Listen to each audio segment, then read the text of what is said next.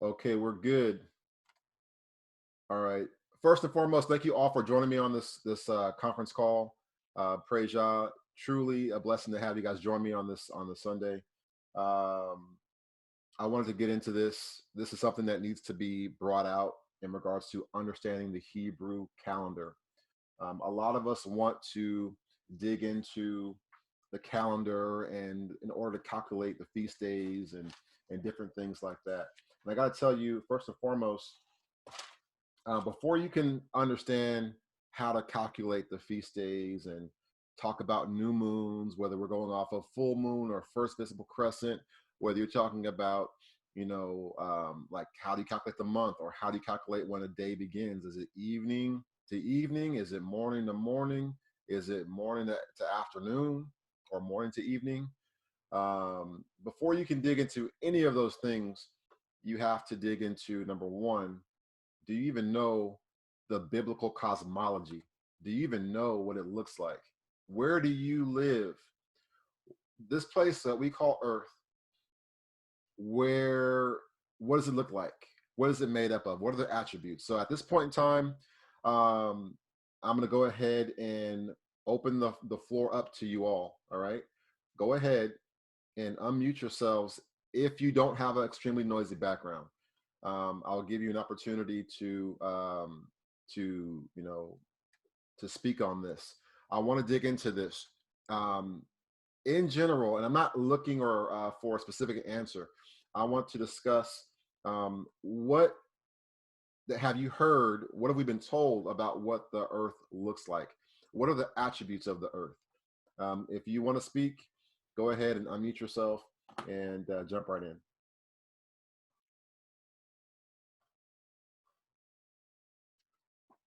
And again, this is a safe space, so no one's going to beat you up or come at you crazy. I'm looking just in general, just how to provoke a discussion. So go ahead and unmute yourself and jump right in.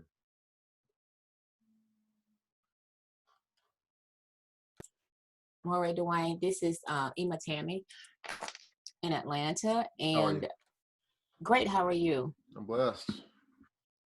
From what I know, and this is just, I guess, the observation that it could not be what we have been taught in this Greco-Roman, where we live in this society, because Hebrew was so different as a language than what we now know. It was concrete, from what I've already gathered, and it's like totally opposite to me of what we have gathered as the meaning of specific words. Like, one thing I do know is that when they looked at the past, there was no concept of the past, because your past was your future, because whatever you did today also demonstrated future. So time, the way we look at it, was not measured the same. That's kind of all I have. All right, very, very good. Appreciate that. Anyone else, jump right in. This is again the time to speak, get some words out, talk to some people. For us being all locked up like this, go ahead and jump right in.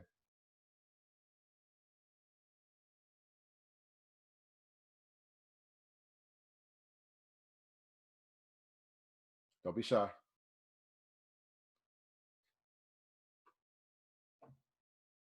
For those of you that don't know, I'm a very interactive teacher or more, so I'm gonna call on you to jump in. This is not just to for me to sit up here and lecture Hey, you. Hey, Maury, this is Mayala. How are you? Hey, Shalom, how's it going, sis? It's going well. What I would say is kind of what the sister said earlier, what we were told in going to school, that this earth was round. But as we have come into this awakening, my understanding is no, that is impossible, that it's really a dome shape surface, and that in reading like Enoch and all of them, it appears that the earth is still, and the other systems come in and out from the earth. That's my understanding. Very good, very good. All right. For those of you that are just joining us right now, we are in the very beginning of the discussion. I'm opening the floor up. We're talking about understanding the Hebrew calendar. We are taking this step by step. This is going to be a multi-part lesson. We're not rushing through this. This is something where we're digging to the foundations first. We're going to be digging into the Hebrew, the Greek, and understanding what our forefathers and foremothers believe or understood about the calendar and also biblical cosmology. So today is going to be dealing with biblical cosmology as well as digging into when does a day begin. This is lesson 1. All right. So for those of you just joining, you guys that have just joined in, everyone is muted. But again, if you have a noisy background, keep yourself muted. There's a chat window. You can go ahead and put your questions in. If you want to send me a question directly, only me, where it says to, just put it to the host and I'll be the only one to see it.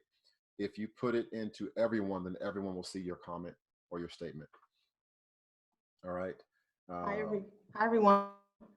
Hey, shalom. Hi, my name is Kirsten. I'm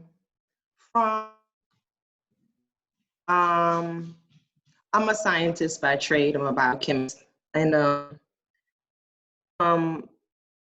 from some of the things that I've read and some of the things that I've learned, the people at the time wrote what they understood about the cosmos. So that's where I'm coming from. I'm from what they understood about the cosmos, and because they didn't have the instruments and the tools that we have today, that they were only able to describe what they saw with their physical eyes. So I'm interested to see how, we approach this, especially being that when we see, sorry about the background, what we see through telescopes and that sort of thing as spherical objects in the sky as planets. So I'm interested to see where this goes and what I can learn from this. Praise Yah. All right, a couple more comments. Go ahead and jump right in if you have any observations. And again, we're just discussing. We're bringing it all out. This is a safe space. So, you know,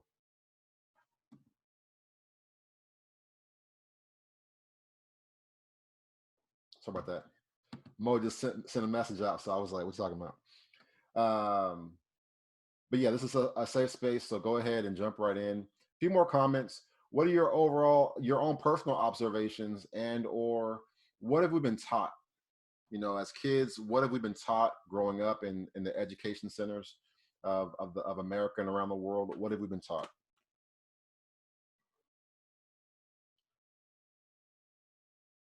Shalom, family. This is Kim in Atlanta. So we've always been taught, of course, that the earth is round.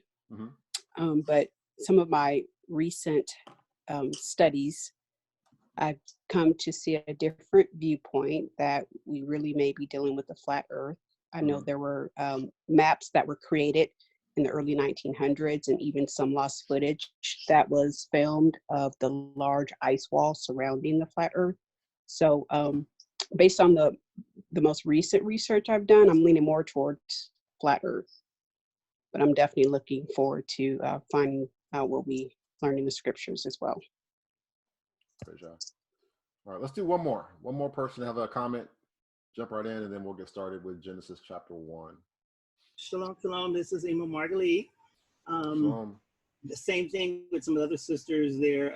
Was in school we were brought up to be taught. We were taught that the earth was round and that the planets revolved around the sun. I have heard the recent teachings and examples about the earth maybe being flat or a dome. The verdict is still out for me, so that's why I'm actually here to see what all you have to say about that, as well as the cosmology. All right, praise Yah. Cosmology. Let's go ahead and I'm going to go ahead and read starting in Genesis 1, and I'm going to read from Genesis 1 through verse 31 out of respect for the full picture of creation. All right. So we're dealing with creation week. And then we're going to double back and go verse by verse, probably till around verse 16 to 18 time frame, as far as the scriptures are concerned. All right, so let's go ahead and get started. I'm reading it. Let me see here.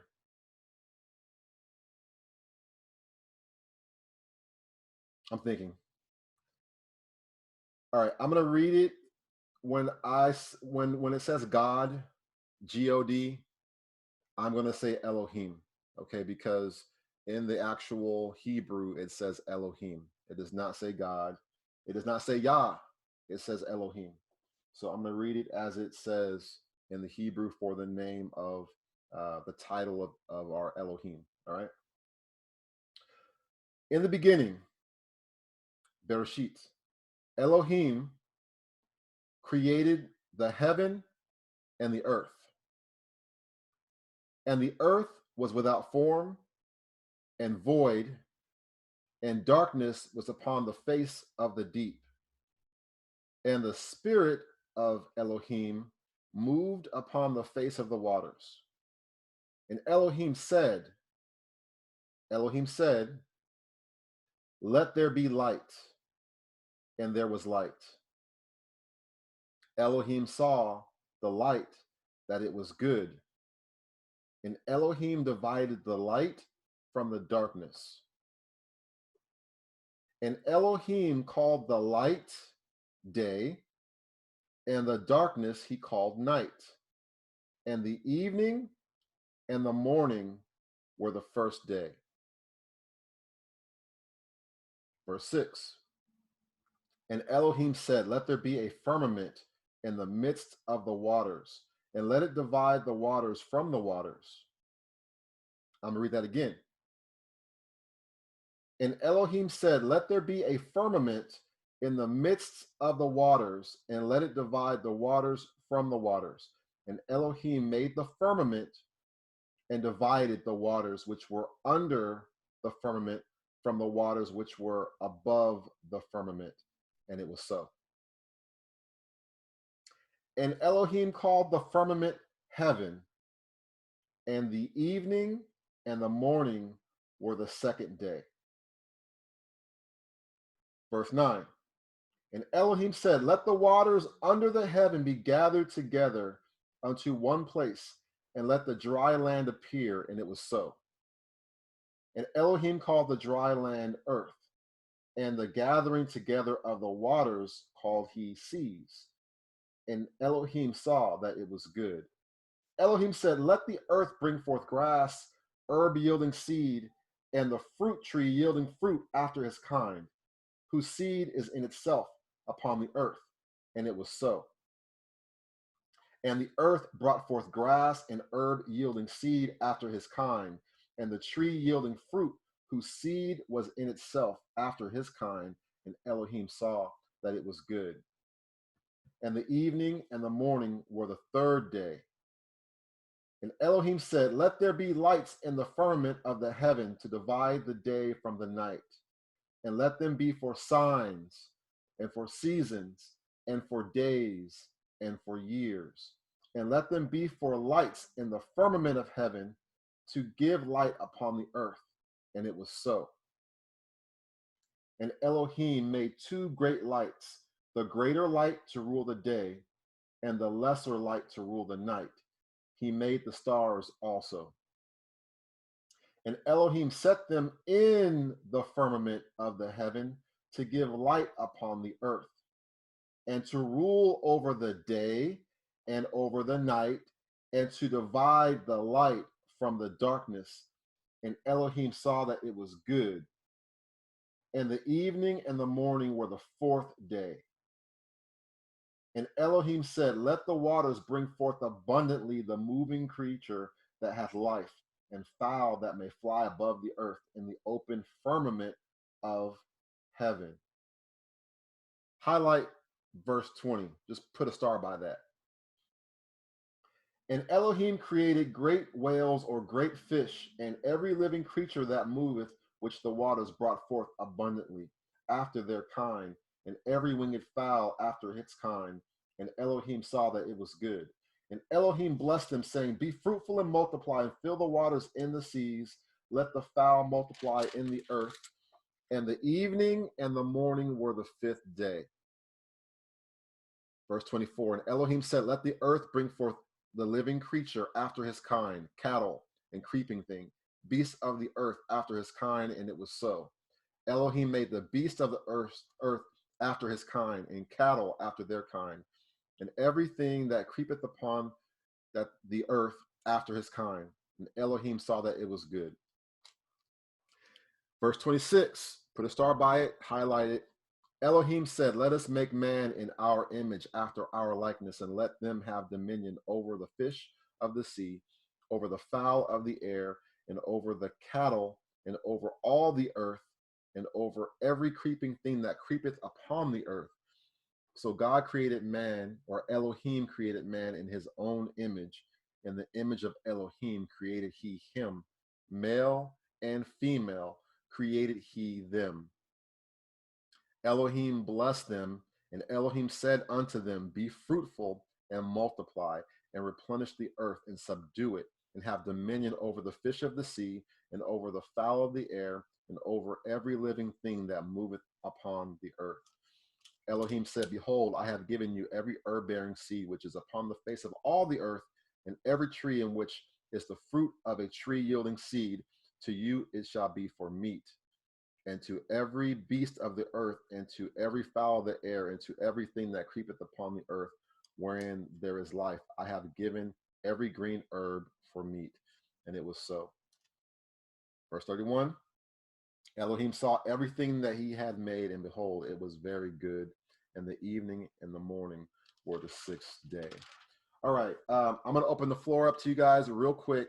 Out of everything that we just read, what stands out to you? What interests you? Go ahead and unmute yourself and jump right in.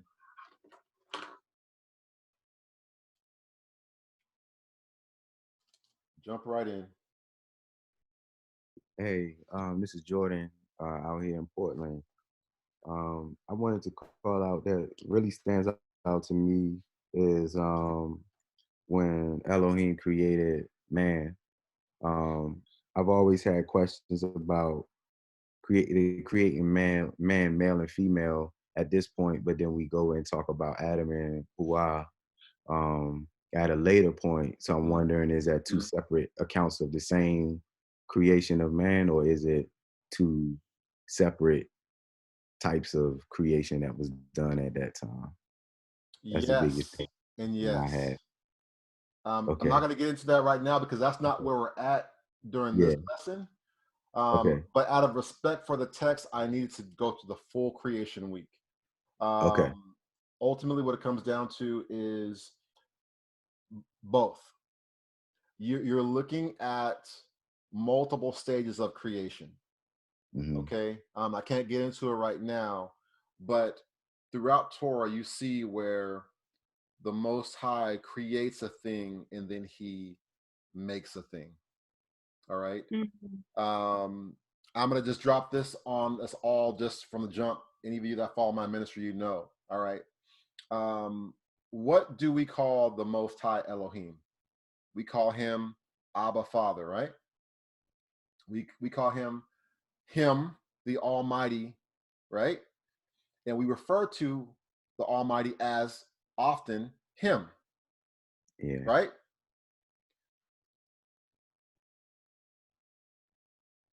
Does God have a penis? I guess no. I would say no, as a spirit. Okay. But does God have a penis? No. No. You're dealing with the attributes.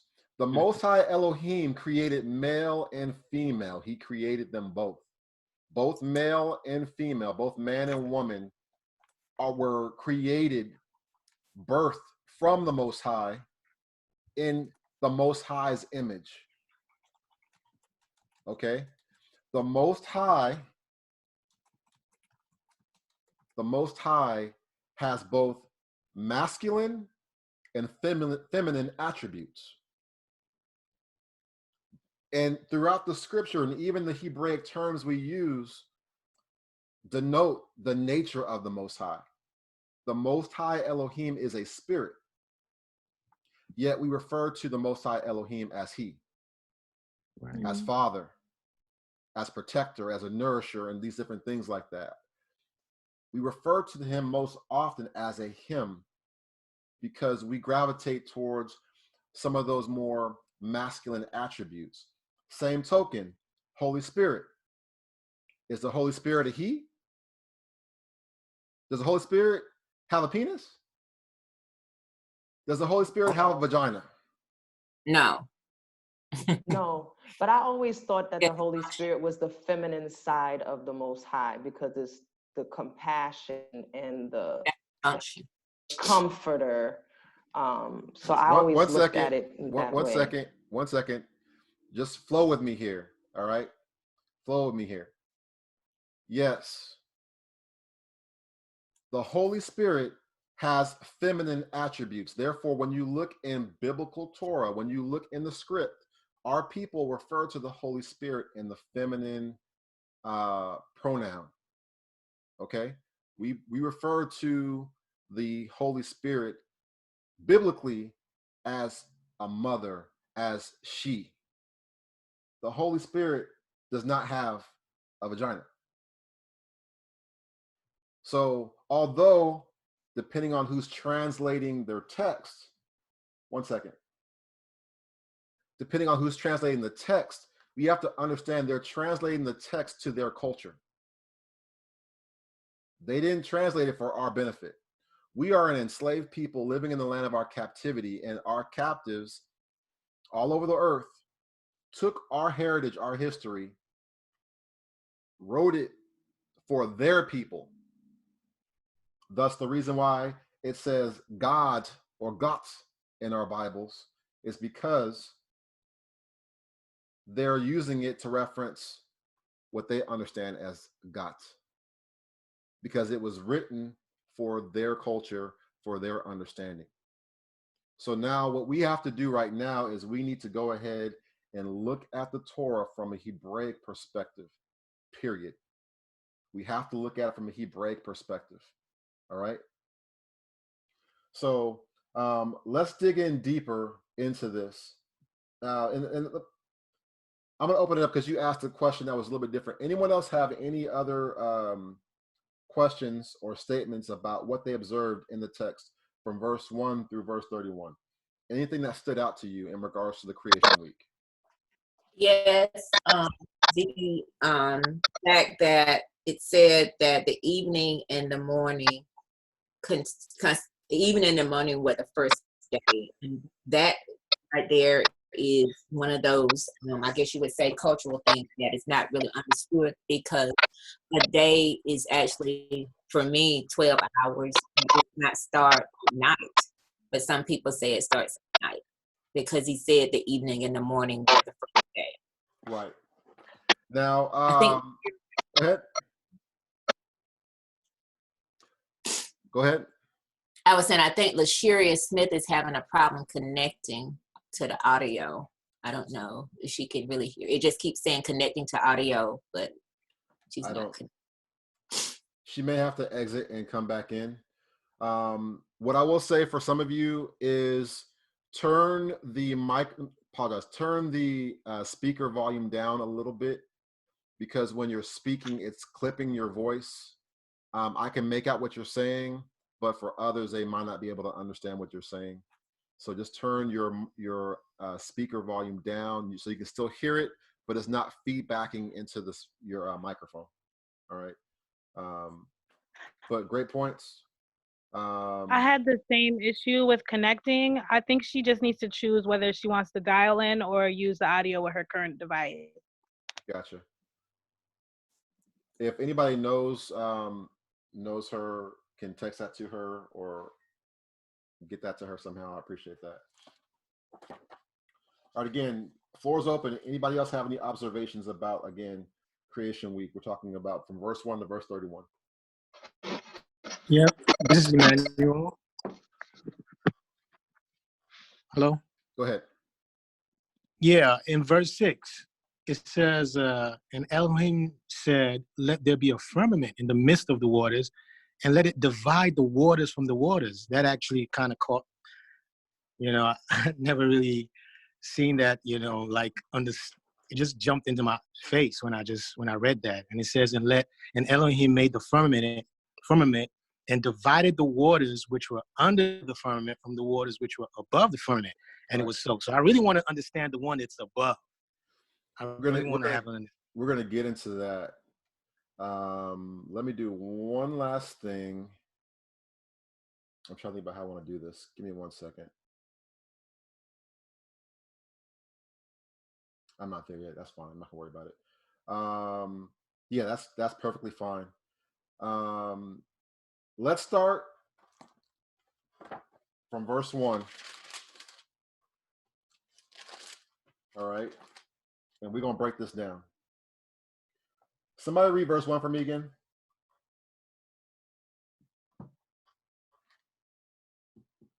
In the beginning, Elohim created the Shamayim and the earth. All right, just speak English. Yeah, I got the Hallelujah translation, but so in the beginning, Elohim created the heavens and the earth. All right, so let's break that down. In the beginning, Elohim created the heaven and the earth. We need to break down specifically, I think one of the most misunderstood aspects of where we live on earth is the heaven. All right, and you say you have the Hallelujah scriptures or something like that. It says Shamayim. So go ahead and write that down. Those of you that are taking notes, go ahead and write that down. Write down Shamayim. We're going to break that down for you.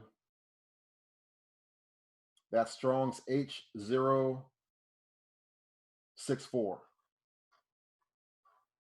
Strong's H064. That is H for Hebrew, 8064.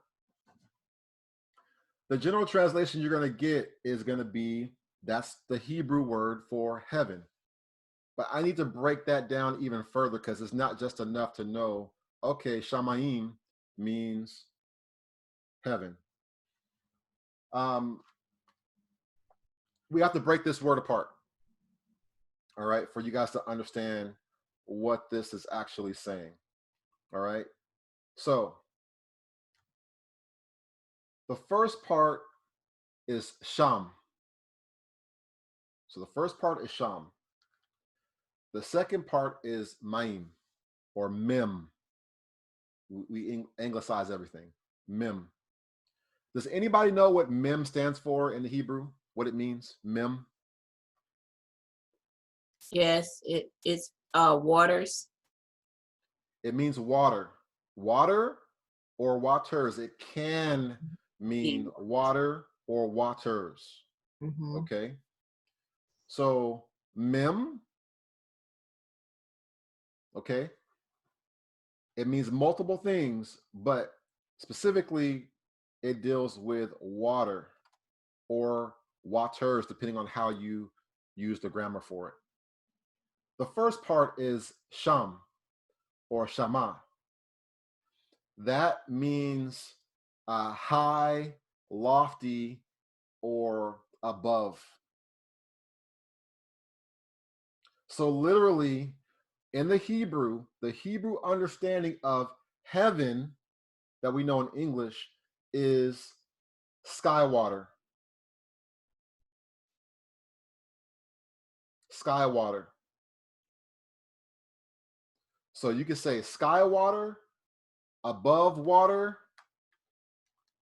whatever variant of that you want to use. That's the Hebraic understanding of Shamayim. That's the Hebrew word for heaven, is literally sky water. Or the waters above is how it's understood. Then you have earth, which is the Hebrew word is eretz. Eretz.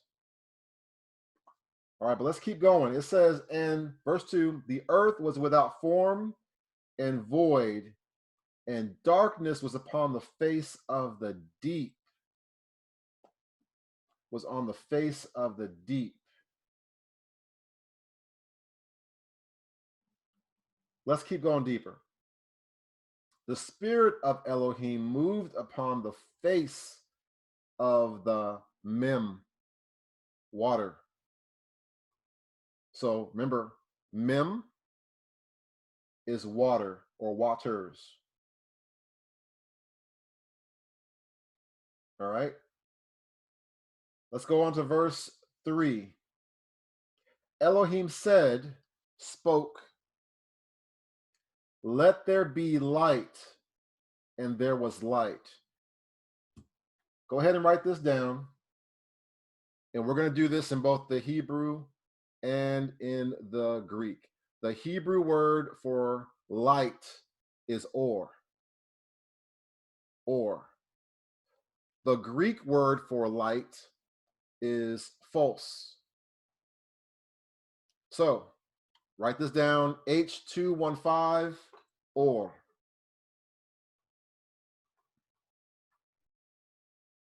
That's going to be Aleph, Wav, and Resh, or. That means illumination, luminary, bright, hot, light. Okay? Now, false is going to be it has roots in G5316 and G5346, G for Greek, and that's in regard also to luminousness, natural or artificial light, fire, brightness, rays. Okay. Can you say the word for false? Spell the Greek word and give the number again, please. False. So if you were to try to spell it to keep it simple, because most folks don't know the Greek like that, it would be PHOS. False. Okay. Like phosphorus. Like phosphorus, which is where that's the root of phosphorus is in false, the light. G5316, G5346. 5316. All right. So again, Elohim saw that the or, and the or was good, and divided the light from the darkness. From the darkness. So we're going to get into the definition of darkness next. We go into verse 5. Verse 5 is a critical point to understand. Okay? You guys ready? Mm-hmm. All right. Verse 5 says, and Elohim called the light, or called the light day, and the darkness he called night. We're going to stop right there. So when you look at verse 5, there's two parts. There's part A and part B. Part 5 is the very first sentence. Part B is the very last sentence. There's only two sentences in verse 5. We're going to deal with both right now, but let's deal with part A first. 5A. Elohim called the light. Sorry, Maureen. Mm-hmm. I have a question because I'm looking at the concordance at the same time, and the G5346 is not pulling up that word. The 5316 is, but the 5346 is pulling up something completely different. It depends on how it's used, but they're both. That one is as say or affirm. Is that what you're saying for the 5346? Yes. So like I said, it depends on how it's used when the Greek, because the challenge with the Greek is that depending on how you combine the words, it can mean different things. Because you have to understand the Greek, very much like the Hebrew, depending on the context of words surrounding it, it can mean something else. Okay, cool. It can either amplify a word to make it stronger, or make it weaker, or have a different shade of variation to it. No different than the Hebrew has a very similar thing. All right. And again, try to drop stuff like that into the chat if you can, so we can keep the flow going, because we have a lot to get into. I'm not trying to hold you guys for like 4 hours. I'll try to like to get this done in less than 2 hours, so we'll see. So going back to verse 5a, Elohim called the light day, and the darkness he called night. You're talking about light. He called the light day. Light being or in the Hebrew, day being yom. Yom. Yom. So you're talking about a yad, vav, and a mem. Yom. Okay. I need you at this point to anchor your mind to the Hebrew and not the Greco-Western mindset concept of day. It's going to be hard. So I need you, when you see the word day in the script, you need to replace that with the word yom, because we're looking at this from a Hebraic perspective. Now, yom has various meanings, all right? Yom meaning hot, yom meaning brightness, yom meaning heat. It is defined in scripture as 12 hours, 24 full hours, an age. Sometimes you'll see the word yom is used to describe an age of things, okay? So it has a very abstract meaning. It could mean literally the day, daylight, okay? So literally from the morning until the evening, all right? Then you have it where the second part of that, it says, and the darkness he called night. All right. And what do we say when we're saying, you know, good night, basically? What do we say when we say good night in Hebrew? Because a lot of folks are, you know, they like trying to speak Hebrew now. What is it that we say when we want to tell somebody good night? Layla Tov. Layla Tov. So what do you think? What do you think night is in Hebrew? Lila. Layla or Lila or Lail, right? And then darkness is Hosek. Hosek. Some say Hoshek, some say Hosek, but that's what they say. Now, Germanically, they'll say Hosek. We're not doing that. We're not German. We ain't hawking it. All right? It's Hosek. All right? That's darkness, destruction, death. That's Strong's H2821. Hebrew H2821 for Hosek, for darkness.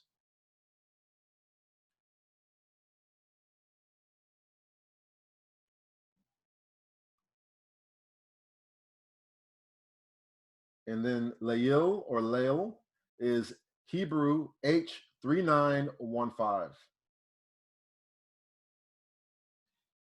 So let's break this down again. We have or light being called Yom. And we have darkness, Hosek, being called Layil. Now we get to 5b, which is the one that messes everybody up. Because you got to go deeper than just surface. You have to go and look. And it's in your face, but it kind of throws people off. Let's read 5b. And the evening and the morning were the first day. That's what we say. Evening and the morning were the first day. Okay? But we have a problem. Again, you have to look at the Hebrew and you have to look at the Greek to gain understanding. Now, The Masoretic text is a very good text. It's not great. It's a very good text of the Hebrew. It'll help you understand the Hebrew grammar, but there's something that's missing in the Hebrew Masoretic. And that is because we're looking at a Hebrew text that is over 1,000 years old, probably more about 1,500 years old, but that we can prove on record in existence roughly about 1,000 years old, right? We're missing context. We're missing the full context. There's things that are just expressly known in the Hebrew that they don't necessarily have to fully spell out. All right. Now, when you look in the Koine Greek of the Septuagint, it gives you clarity in regards to what's being said. All right. The word is ginomai in the Greek, which basically gives a sense of came to pass, came to being. Okay. And that's something that has to be understood. All right. Can you spell that, Murray? That word? Yeah, I'm gonna get it for you. 1 second here.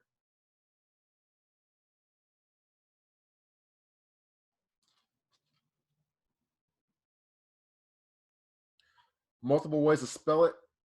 It's gonna be Ginomai. Second way you can spell it is Ghinomahee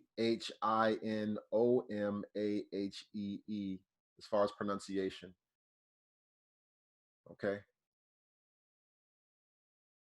And I'm going to actually drop some information in a Google Drive for you guys to have for yourself that has things kind of broken down for you. But literally, it means to come to pass, to become. And so what this is saying that you don't get in the English translation and is not expressly stated in the Hebrew. Another thing on that note, when you're looking at things like Blue Letter Bible, don't rely on just the Strong's Concordance. You got to read the actual Hebrew. Like if you look at the Blue Letter, it's going to give you the full Masoretic text, whether it's the Leningrad Codex, it's going to give you the actual Hebrew itself.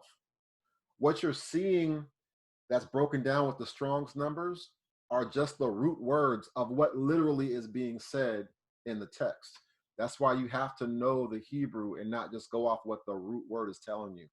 The root word helps you in your studies, but it's not telling you exactly what's being said. All right. So let's break this down. In English, what throws us off is it says, and the evening and the morning were the first day. It's made almost like it's a statement, which it is a statement, but it's off. That and is a conjunction, but we throw it away like it don't exist. We just say the evening and the morning were the first day. And we have all types of logical rhymes and reasons as to why we want to say it is the way it is. The bottom line is what it literally is saying is that you're seeing the progression in the beginning. Elohim did these things. Okay? And then he's saying, after calling the light or order Yom and Choshek Layil, then came to pass the evening and the morning, which were the first day. But because of how we have it translated, people, especially certain Ashkenaz people that don't really understand the scripture like that, the historical context, they just picked it up and ran with what they knew, what they got. They're running with it, perverting it to where they think, okay, evening and the morning was the first day. Some of them will try to say, well, we're going off of a civil calendar understanding of the scripture versus the ritualistic religious basis of it. Like, no, stop playing games. What it literally saying is it came to pass evening and morning, and that was the first day. All right, now I gotta do something real quick. I thought I had it here. It's over there. I'll be right back. I'm gonna go into Josephus real quick. Well, I'm gonna hold off on Josephus right now. I'm gonna hold off on Josephus. We'll get into that later. Let's keep going here. All right, verse 6. Elohim said, "Let there be a firmament in the midst of the waters, and let it divide the waters from the waters." Now, for me as a kid, man, I was like, what is going on? What is going on? I don't understand. This don't make no sense. But let me back up first. I skipped a part. I talked about the evening. We got to talk about evening and morning. All right, so the word for evening, you guys back there? The word for evening is what? For those of you that know Hebrew, what is the word for evening? Erev. Erev. Now, side note, there's a people that go by that same name.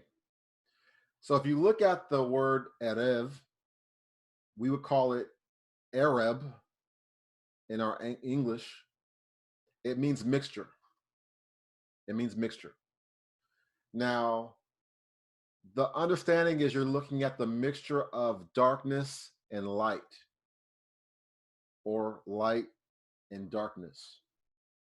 Okay, so Erev for evening denotes the transition from light into dark, or in some cases it can be understood to be from dark into light. All right, but it literally means mixture. All right, so what you have is that you have the breakdown: light of the day, darkness of the night, and it's proclaiming that Erev came to pass, from light transitioning into darkness, right? Then you have morning. Morning. Morning, we say Boker Tov, right? Boker. So first off, Arab is H6150. H for Hebrew, 6150.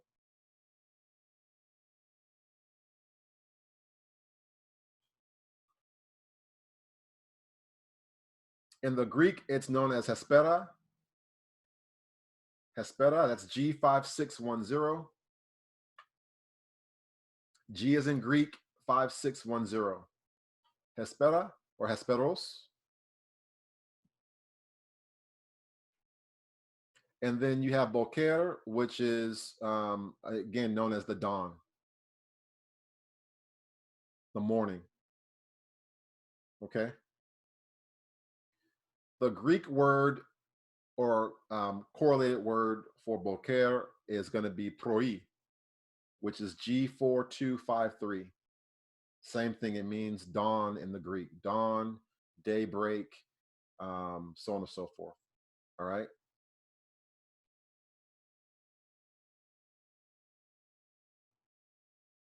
So to round out verse 5 again, Elohim called Or, he called the Or Yom. Choshek, he called Leil. And then you have the evening, Erev, and Boker, that came to pass. And that was one day. All right. Verse 6, Elohim said, "Let there be a firmament in the midst of the waters, and let it divide the waters from the waters." The word for firmament means rakia. Rakia.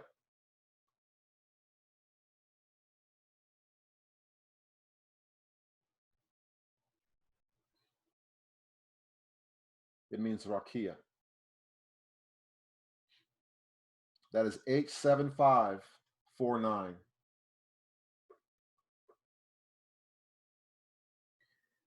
The breakdown of its use is as this: solid, flat as a base or support, a vault of the Shamayim supporting the waters above. Also denotes considered by us Hebrews as solid supporting the waters above. When you break it down, it also denotes like a metal sheet, something that's beaten with a hammer. Okay. Rakia. Again, H7549. Rakia. So we have, and Elohim said, let there be Rakia in the midst, in between the waters, and let it divide the waters from the waters. Verse 7. And Elohim made the firmament, or made the Rakia, and divided the waters, the Mem, which were above the firmament, from the waters that were below the firmament. And it was so. So that's deep. And again, the waters above the heaven is called the Shamayim, the waters above. So you have the Rakia separating the waters above from the waters below. All right, so let's break this down. Verse 8. And Elohim called the Rakia Shamayim. So he calls the Rakia Shamayim. And said, let the waters under the Shamayim be gathered together unto one place, and let dry land appear. And it was so. So you have it being proclaimed. The Most High is saying, let the waters below be gathered. The waters below the Shamayim be gathered together in one place. Gathered together. And let dry land appear, and it was so. Verse 10, Elohim called the dry land earth, or Aretz, and the gathering together of the waters was called he seas. I'm going to tell you what that stands for, because that's also interesting to note. The seas that were gathered together are called Yamayim. Yamayim.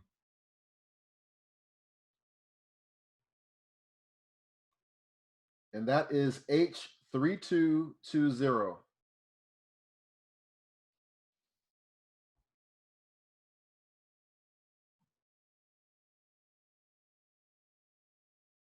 Yamayim.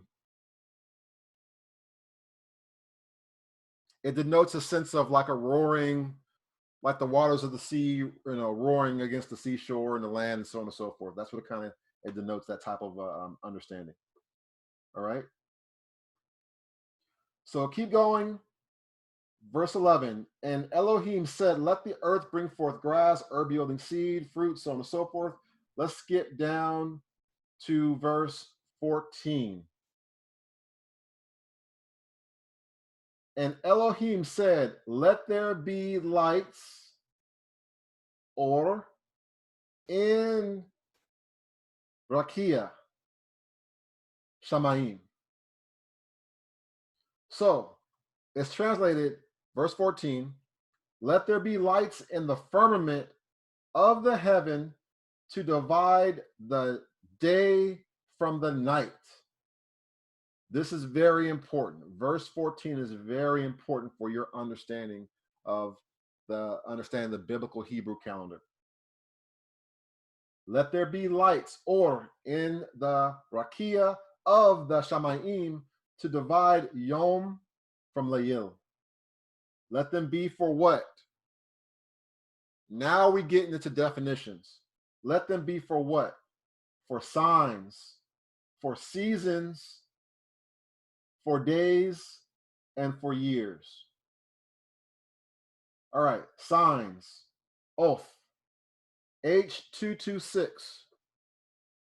H226. Literally like a beacon, a monument, an omen, a mark, a token. It's a sign. These things, these lights in the heavenlies, within the rakia of the Shamayim, okay, are there to give us a sign. All right. It's also for moeds, seasons. So when you see seasons, that's moed. H for Hebrew 4150. Moed Wayne. Yes. I've been using the Hallelujah text and the Sefer. And in the Sefer, one of the things that you read in verse 6, it just said under and you said above, and I guess the text is different. But they didn't use it. It depends on how they want to phrase the sentence. Right. And then the other thing here, they do have for appointed feast instead of from the moed. Instead of seasons, they had appointed feast. Right, and that's a more accurate translation to say appointed feast days, right? Yes. So, and what was the one for signs? I missed that one. H22 something. 225, I believe. For signs. I'm sorry, 226. It's just 226. Yeah, H Hebrew 226. Oath. Okay. Got it. Thank you. No worries.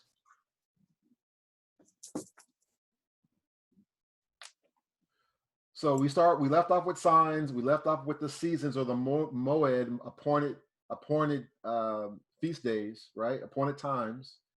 And then you have again for Yom, again, H3117. And then for what's referred to as years, Shaneh or Shana. A division of time, a mark of time.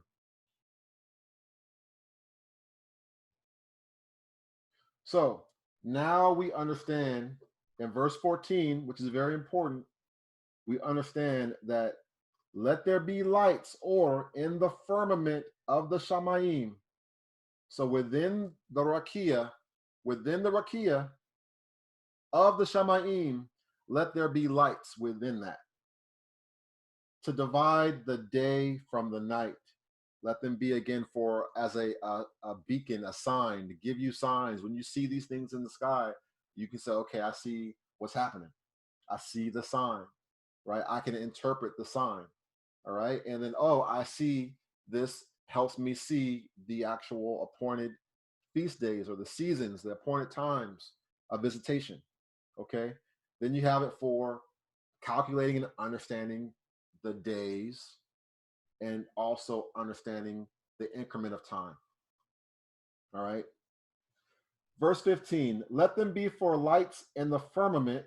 So again, we have within the firmament or within the rakia of Shamayim to give light or luminescence upon the earth. And it was so.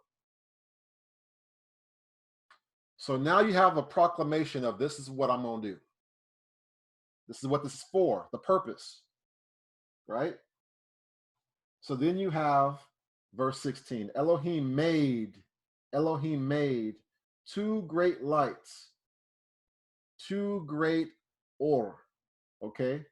The greater or to rule the day, the lesser or to rule the night. He made the stars also, and the stars also, the host of heaven, okay? Also.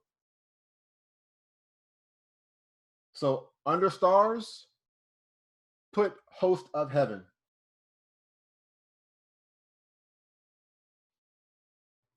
Host of heaven.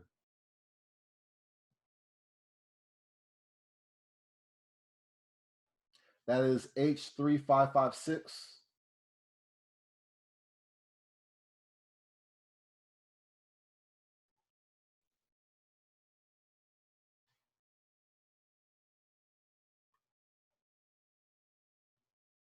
And there's a lot of, we can spend days on this, but we got to kind of keep it tight.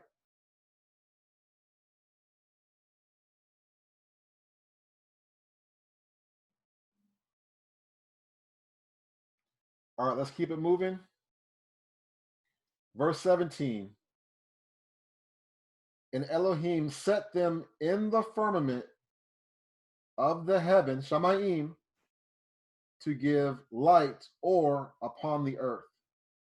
Verse 18.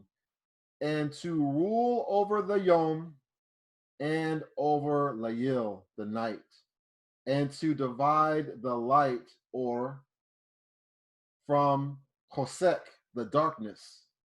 And Elohim saw that it was good. And again, it came to pass evening, and it came to pass morning. That was the fourth day.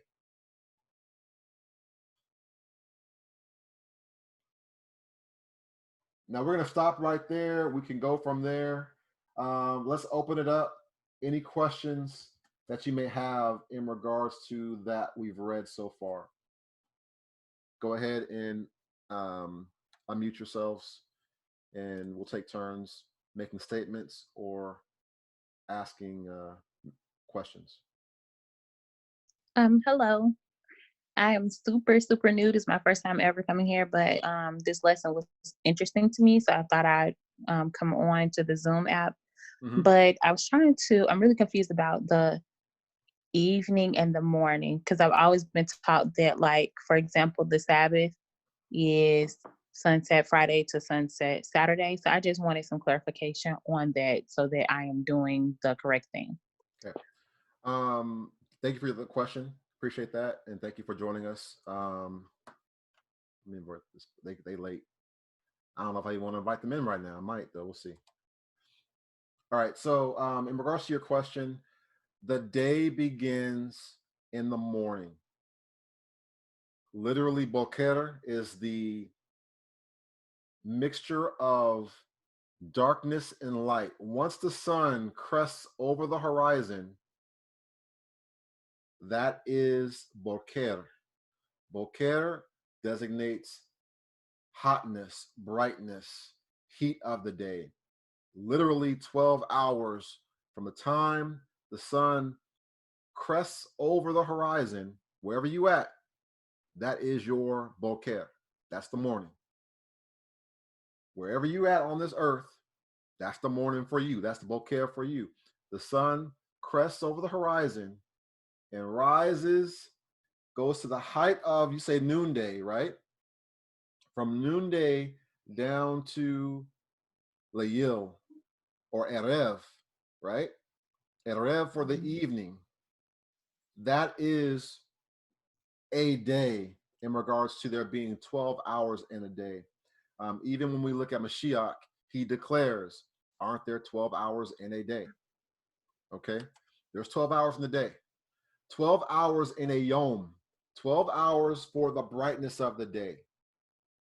That being said, a full day, if the day begins at daybreak of light, cresting over the horizon, is the beginning of a new day. And then it goes from the first little bit of light cracking over the horizon up to noonday, where it's brightest where you're at. And then from there, it wanes on down to the evening or Erev for roughly 12 hours of night or Kosek, darkness. Let's just call it Kosek, darkness, 12 hours of darkness. So you have roughly 12 hours of Or, light, and roughly 12 hours of Kosek. That is one Yom. So essentially, one Yom is made up of 12 hours of Or, light, 12 hours of Hosek, darkness. The components of Or, the components of Hosek are going to be Yom, day, and night, Layil. So, Shabbat day is when that sun cracks over the horizon. There you go. Also, when it comes down to those time frames, biblical times, okay? you got 12 hours to move.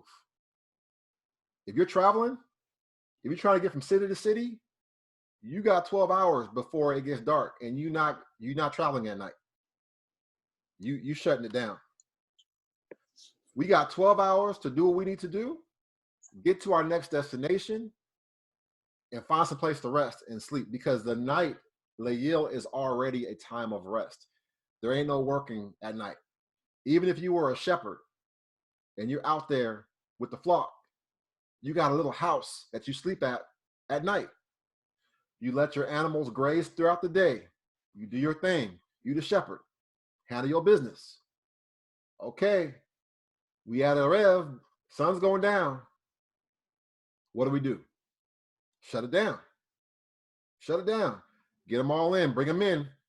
Do your calls to bring the sheep in and whatever else you got out there. Bring them in. Put them in their pen. And then you stay the night in your little spot out there when you're working as a shepherd. Until when? The next Yom. Okay? So let's get into some script, but I'm gonna prepare to get into some script. Go ahead and ask your questions. It's all good. Any more So questions? yeah, so Sabbath is crack of dawn Saturday to crack of dawn Sunday? What I'm saying, we're not talking about nobody's day right now. We just talking about when a day begins. The day, Yom, begins once the sun peeks over the horizon from the mixture of darkness and light. And once that sun cracks over the horizon, that's the beginning of Boker. That's Boker. That is Boker. So you're talking about literal day. Like literal daylight, we should say. Daylight. Literal daylight. Daylight. Okay. There's 12 hours in the day. So let me break it down for you real quick. There's 12 hours in the day. There's 24 hours in a full day when you're encompassing both the daylight and the darkness. That's why it breaks down. I'm calling the light Yom. I'm calling the darkness Layil. And it came to pass, Erev and Boker, one day. Or that was one day. Okay, when you look at it literally, that's what it's saying. It's like, I'm calling the light day, I'm calling the darkness night. And it came to pass, evening, Erev, mixture of light to darkness, and then morning from darkness to light, being a completion of one day. So there's some people, now we're getting into doctrinal things a little bit. There's some people that observe their Sabbath day Yom only, or Boker, or the day only, the 12 hours of the day only. There's some people that do that. So that's how they get down. There's some people that look at it that, I don't care if it's 8 o'clock at night, 10 o'clock at night, 1 o'clock. I'm looking at it as it's still a Shabbat. Like, lay down, go to sleep. Because you got to get up early the next morning and go from there. Again, I'm not even talking about Saturday. Okay, we taking it step by step from a biblical perspective. Okay, from a biblical perspective only is what we're dealing with. We're dealing with strictly just the day itself. Any more questions?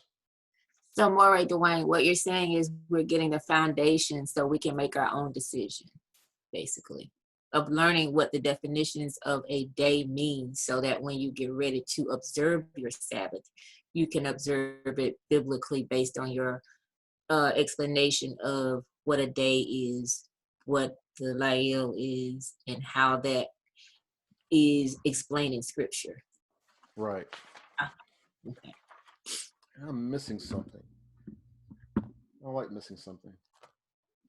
I don't like that. Give me 1 second.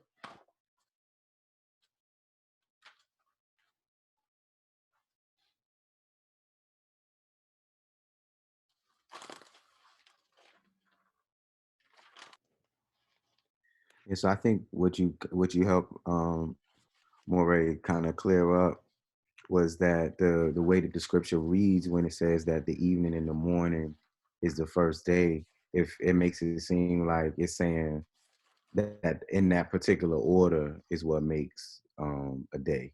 But I guess as how you're explaining it is that the combination of daylight and night coming together forms one day, but not exactly evening and morning in that order. Right. It's literally saying what the key to understanding that verse is to understand literally the Greek aspect where it says and it came to pass. Like it literally means to become. It became, which you don't get. It just says and there was, or and the evening and the morning. It doesn't say that, like, it doesn't give you the context like it became. It literally from verse 1 down to where he's done doing this, what he got to do, we're putting a stamp on that day. We're putting a stamp on that day, which means it came to pass evening, it came to pass morning, and that's the completion of one day. Give me 1 moment. I'm gonna get my Josephus real quick, and we're gonna go from there. I'm missing something. I hate that I'm missing that, but I'll be right back.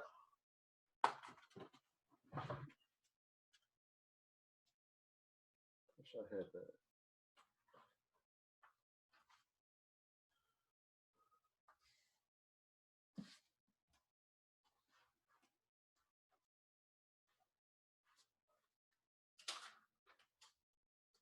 It's whack.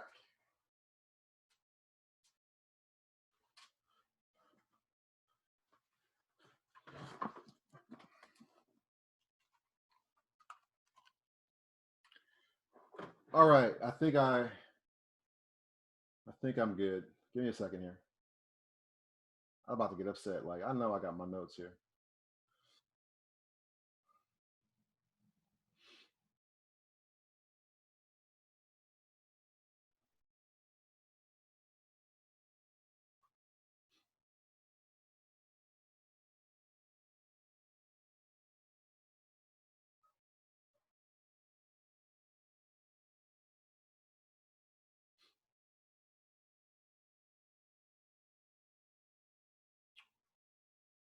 Man, I'm not gonna worry about it. Let's get with Josephus real quick, and then I'll figure it out. I'm not sure what happened to my notes. Let's look at Flavius Josephus and break down his understanding. This again is still an English translation. I'm still trying to find the individual manuscripts that make up Josephus. All right, let's dig into this. Follow me very closely. All right. In the beginning, Elohim created the heaven and the earth, but when the earth did not come into sight, but was covered with thick darkness, and a wind, that'd be the Ruach, moved upon its surface, the face of the waters, Elohim commanded that there should be light. And when that was made, he considered the whole mass and separated the light and the darkness. And the name he gave to the one was night, and the other he called day. And he named the beginning of light and the time of rest. And there came to pass evening, and there came to pass morning, and this was indeed the first day. But Moses said it was one day, the cause of which I'm able to give even now. But because I have promised to give such reasons for all things, in a treatise by itself, I shall put off its exposition until later time. After this, on the second day, he placed the heaven, Shamayim, over the whole world or earth, and separated it from other parts, and he determined it should stand by itself. He also placed a crystalline firmament, rakia, round it, and put together in a manner agreeable to the earth, and fitted it for giving moisture and rain, and for affording the advantage of dews. On the third day he appointed the dry land to appear, with the sea itself round about it. And on the very same day he made the plants and the seeds to spring out of the earth. On the fourth day he adorned the Shamayim with the sun and the moon and other stars, and appointed them their motions and courses, that the vicissitudes of the seasons might be clearly signified. And on the fifth day he produced the living creatures, both those that swim and those that fly, and the former in the sea, the latter in the air. He also sorted them as a society and mixture for procreation, and that their kinds might increase and multiply. So I'll stop right there. Any questions in regards to Josephus, what I just read?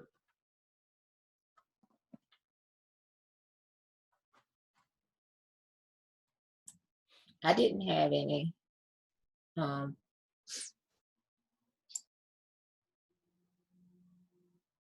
Anybody have any questions about that? Or did that clarify anything for you in regards to the day? I think what the funny part, no, I shouldn't say funny part, but what struck out to me reading this with you was that Moses said, he was writing about Genesis, and he basically referred to the author of Genesis. Right. One second. Anybody else? Oh, I have one more thing, Moray. Mm-hmm. When he said about the, he also put a crystalline firmament around it and put it together in a manner agreeable to the earth, and fitted it for giving moisture and rain and affording the advantage of the dews, which make it sounds like condensation to me. Like he put something in there and it just keeps, the condensation keeps everything moist and water.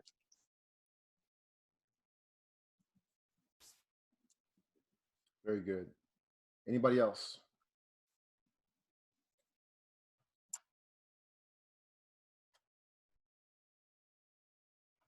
We're about to get into some more, so I can't believe I'm missing that. That was really bothering me. Y'all don't even know.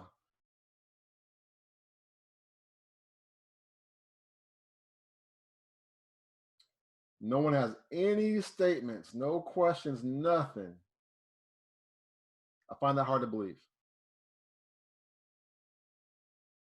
I was reading in the book of Josephus.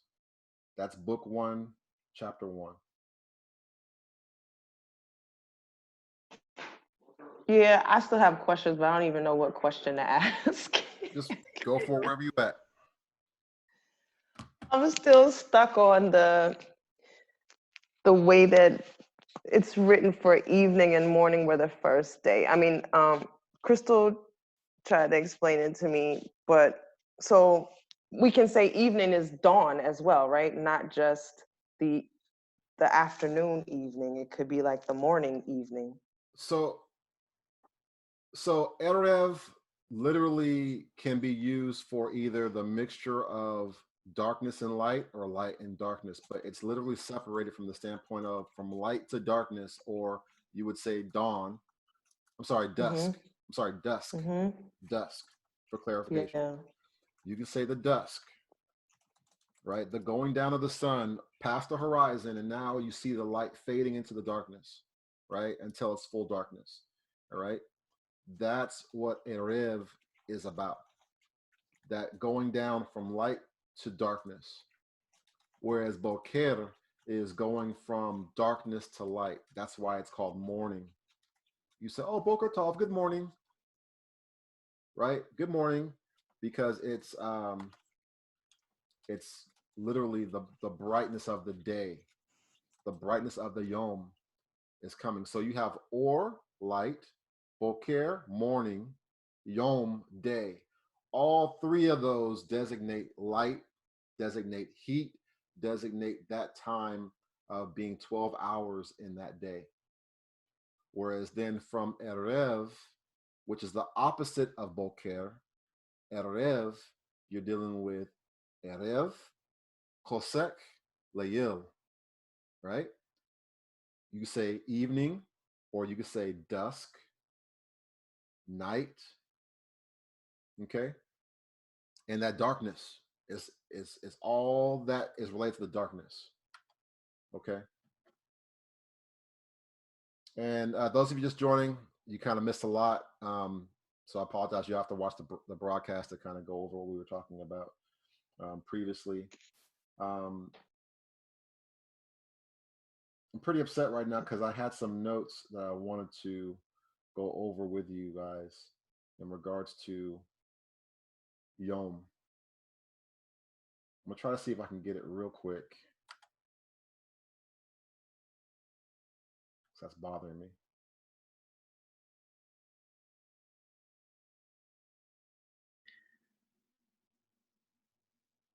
Any questions? Jump right in. We got 20-some people in here, so there should be some statements, comments.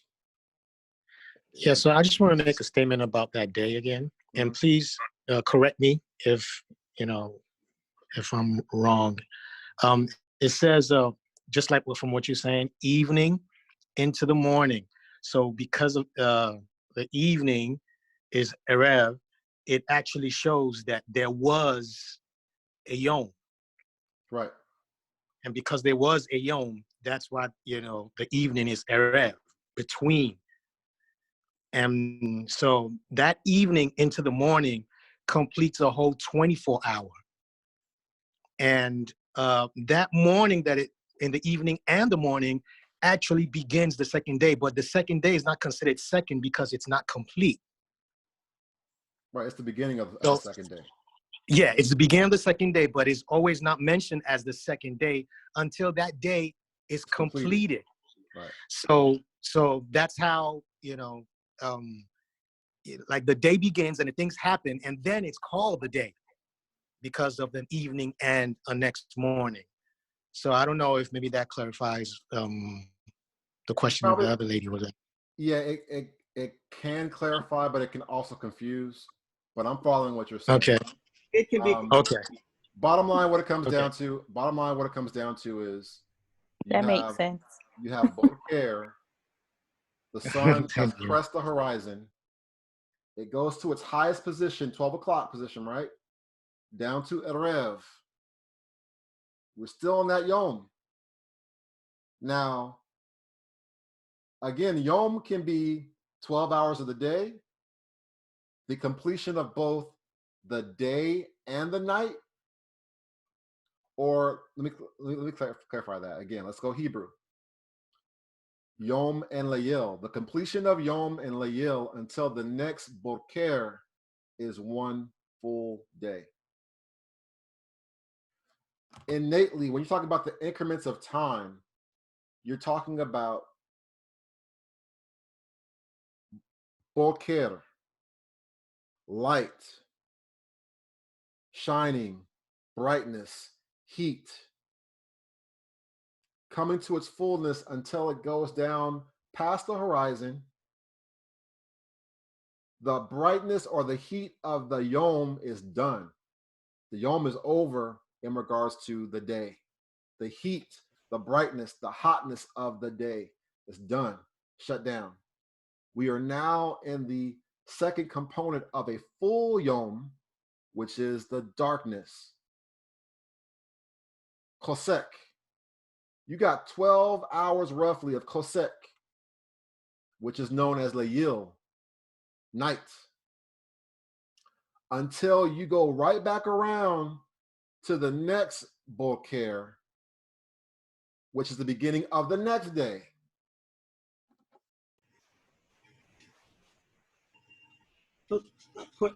Comment, a question. This is Marlene. Here, it still does not explain to me, and this is here with us, the comment of, where it says, and it came to pass evening and it came to pass morning. I understand that that is a period of 24 hours. You have the Yom, which is a 12-hour period of day. You have the darkness, which is the 12-hour period of night. I understand. The full things equals a yom. But it does not explain why the scripture starts in every one of the scriptures. When he gives the days, he says in the evening and the morning was one yom, the first yom, the second yom, etc.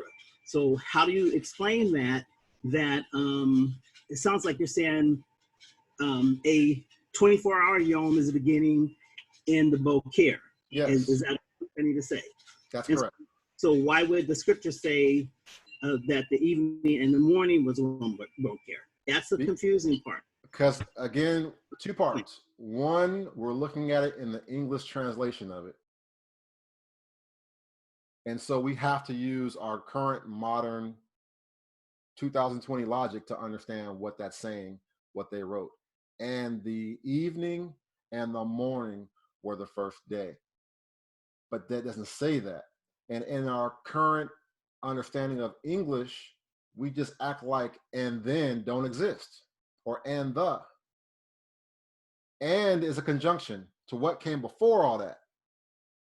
If it just said evening and the morning were one day, or the evening and morning were the first day. But even in the English, it says and the evening and the morning were the first day. That and is a conjunction to what was said previously, which is verse 1 all the way to the end of that verse. In the Greek, hold on a second. In the Greek, it says, essentially, if you were to translate it, it's and it came to pass evening. Like it became evening. It's not just evening, like a statement. It says, and it came to pass evening. And it came to pass morning, one day.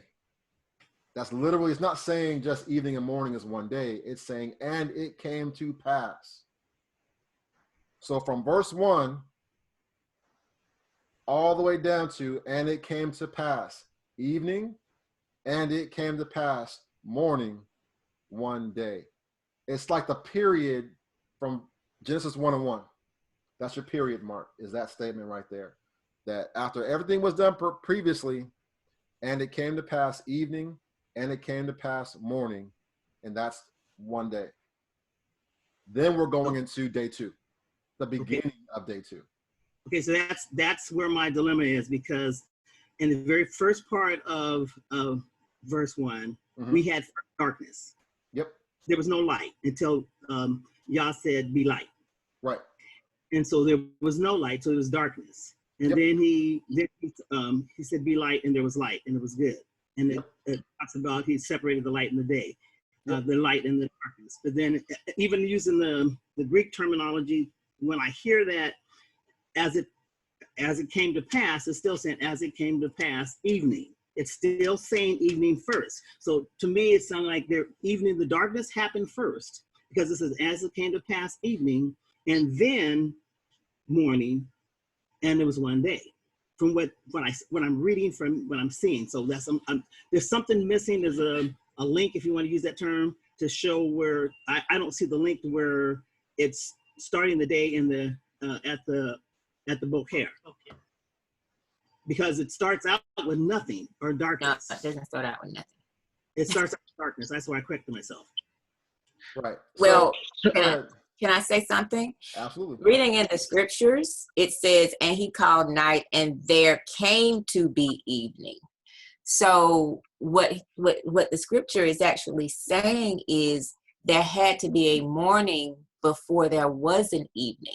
It just doesn't, we assume, because we've read this so much in our lives, and it's hard to get it out of our heads, that that word is starting in darkness.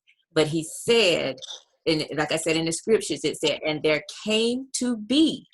So if there came to be, that's a process of something happening.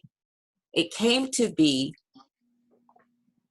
evening. So that's like if I was working here in my house and I said, I was cleaning and then it came to be evening.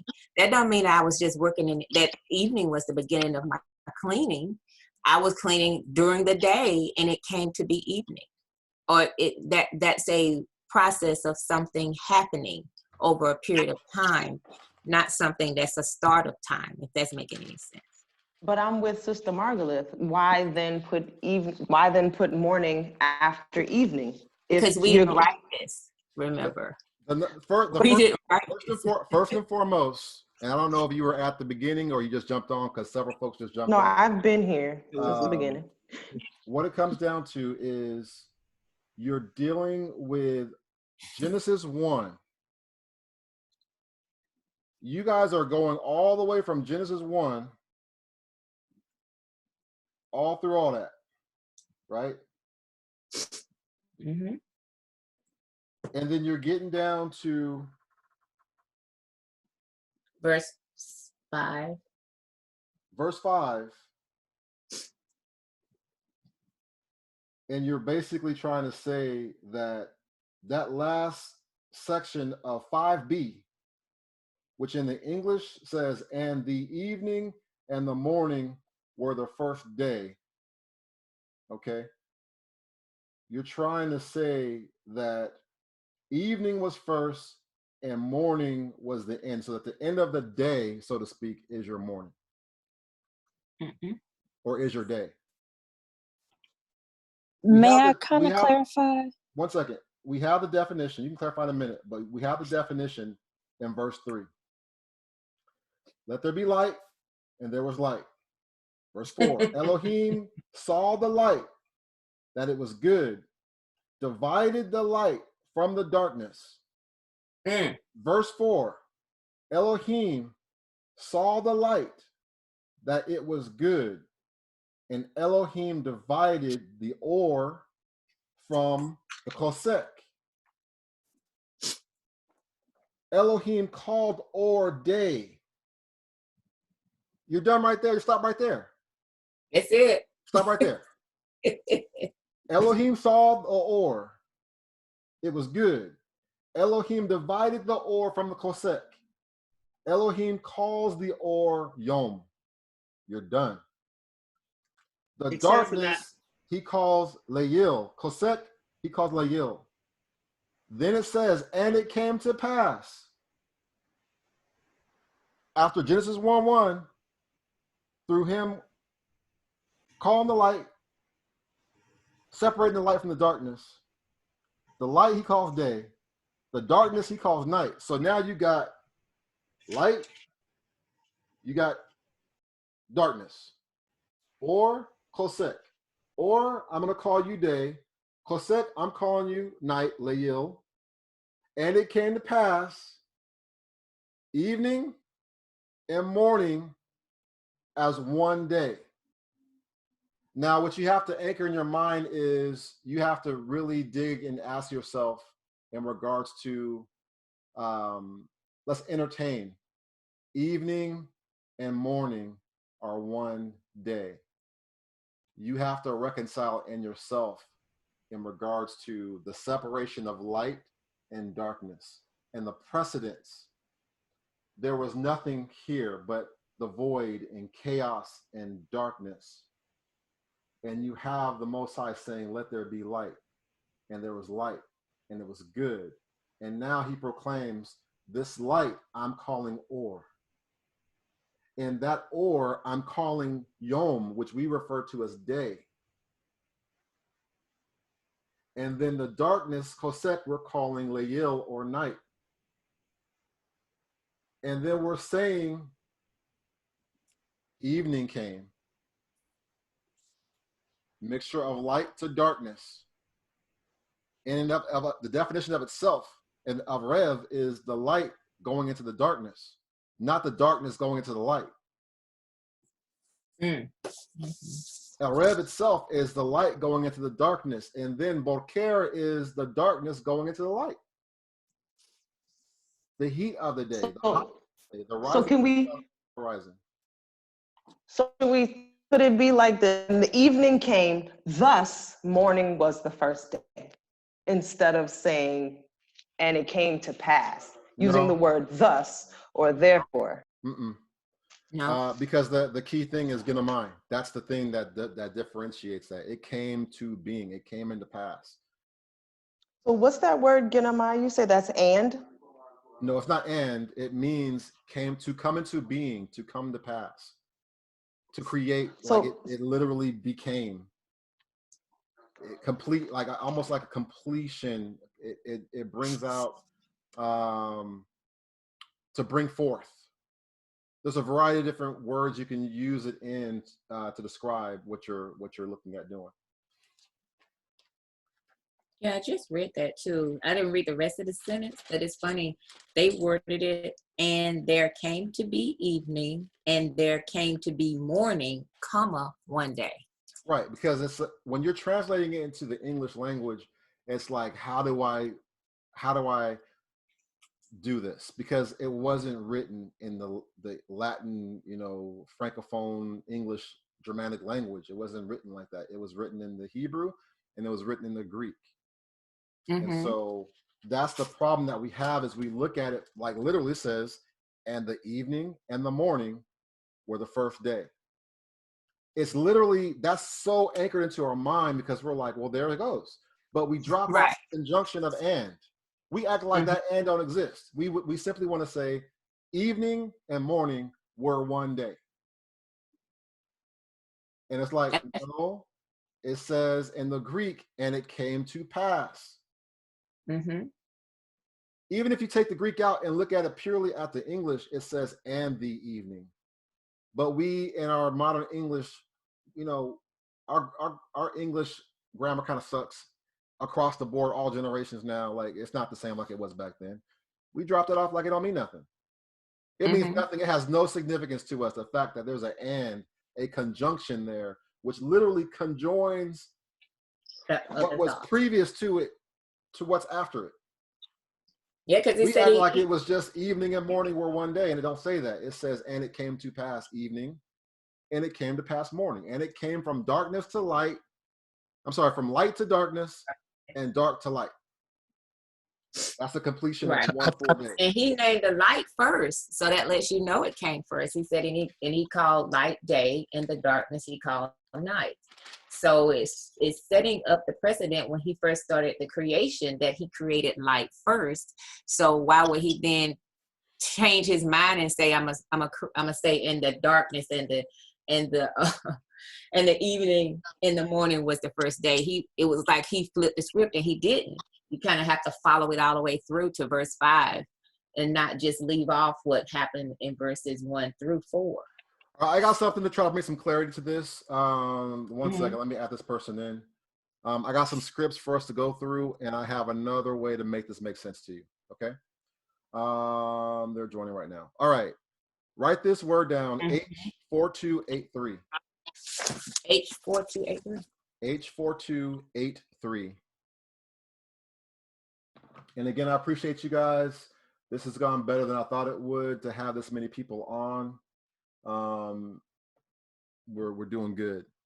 We're going to dig into this some more. Then I have some videos to show in regards to the biblical cosmology based off what the script says and what makes the most sense. All right, so the word there is mokrath. Mokrath. Mem het resh tetz. Mokrath. Again, Strong's H4283. This is in reference to the morrow, tomorrow, the next day. Can you spell that, Moray? If you were to try to spell it in English, it would be more like Mochhorath. Okay. Again, Mochhorath. Strong's H4283. Go with me to Exodus 9 and 6. And I'm going to start with verse 4. And Yahuwah shall sever between the cattle of Israel and the cattle of Egypt, and there shall nothing die of all that is the children of Israel's. And Yahuwah appointed a time set, saying, tomorrow Yahuwah shall do this thing in the land. Verse 6.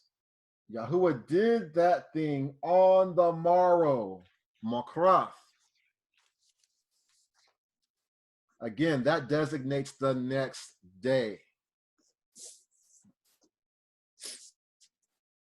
And all the cattle of Egypt died, but the cattle of the children of Israel did not one perish, or died not one. Go with me to Exodus 18.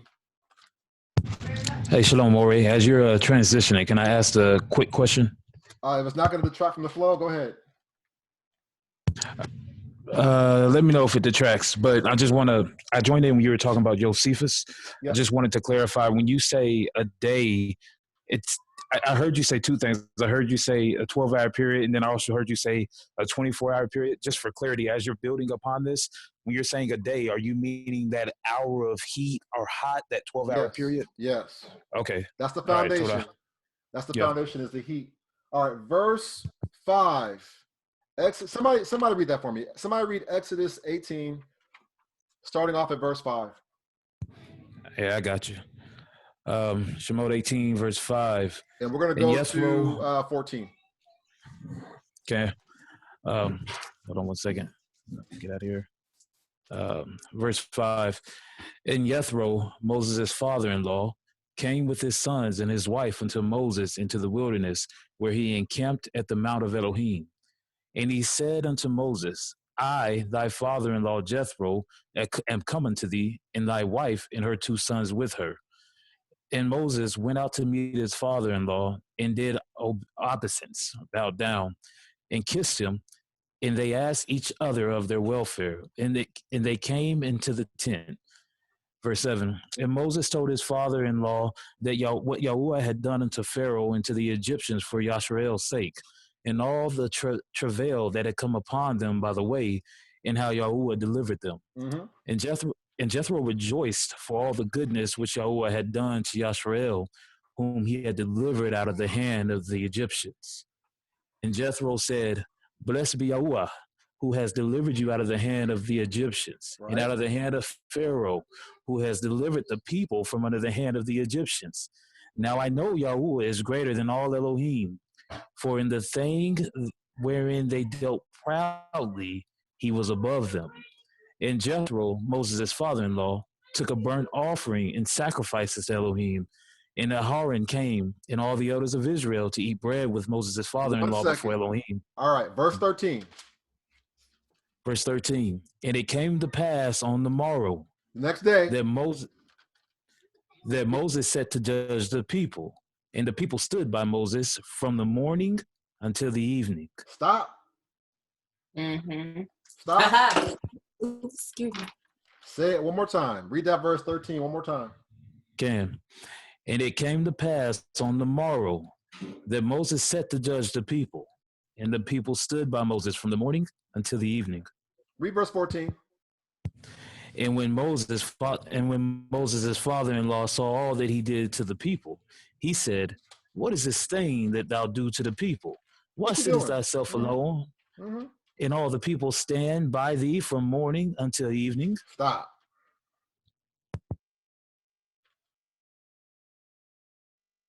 Right there. Right there. So you got 3 descriptors of time. Makrath, the next day, the morrow, tomorrow, on the morrow, however you want to phrase it. Boker, all the way down to Erev, morning to evening. Jethro was like, bruh, my son, you're going to kill yourself. You're going to wear yourself out and these people too. What you over here doing? That don't make no sense. Let's keep going. Let's dig in this. And I got some videos. Can I get a reader for Exodus 32?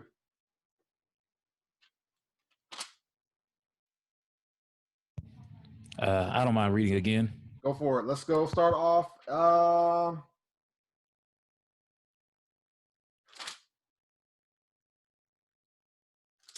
Start off verse 4 and go through verse 6. Shemot 32, or Exodus 32, verse 4. And he received them at their hand and fashioned it with a graving tool. After he made it a molten calf, and they said, These be thy Elohim, O Yashrael, which brought thee out of the land of Egypt. And when Aharon saw it, he built an altar before it, and Aharon made proclamation. It said, "Tomorrow is a feast to Yahuwah." Stop.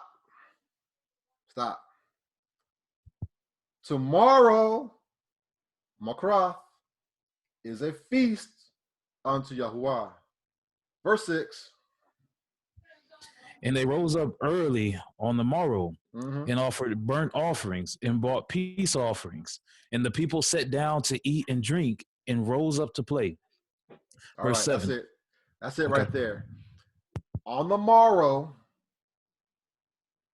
and then in verse 6, they rose up early on the morrow. Boker. They got up early. Not to bed. They went up at night with no light. Walk around. Okay. Go to verse 30. Same chapter, verse 30. Verse 30, Exodus 32. And it came to pass on the morrow that Moshe said unto the people, "You have sinned a great sin, and now I will go up to Yahuwah. Peradventure I shall make atonement for your sin." All right, you stop right there. Again, on the morrow. It's giving you a component of time. All right. I got 3 more daggers for you. Go to Leviticus chapter 7.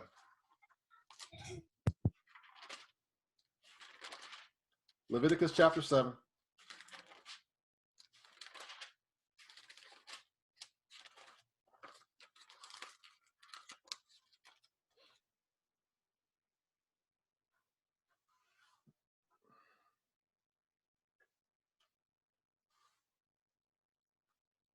And I want you to go ahead and read from 14 through 16.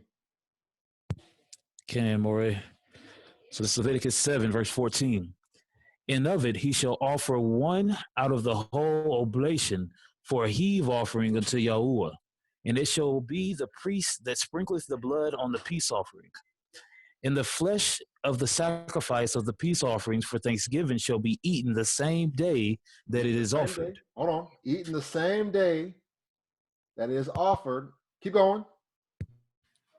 He shall not leave any of it until the morning. Read that verse But 15 if the one more time. Read that verse 15 one more time. Okay. And the flesh of the sacrifice of the peace offerings for thanksgiving shall be eaten the same day that it is offered. He shall not leave any of it until the morning. Keep going. But if the sacrifice of his offering be a vow or a voluntary offering, it shall be eaten the same day that he offers his sacrifice. And on the morrow also the remainder of it shall be eaten. There you go. You got the day and you got the morrow. And we already got the precept back with Jethro. The morrow, the morning, and the evening. Hit me up with Leviticus 19 and verse 6.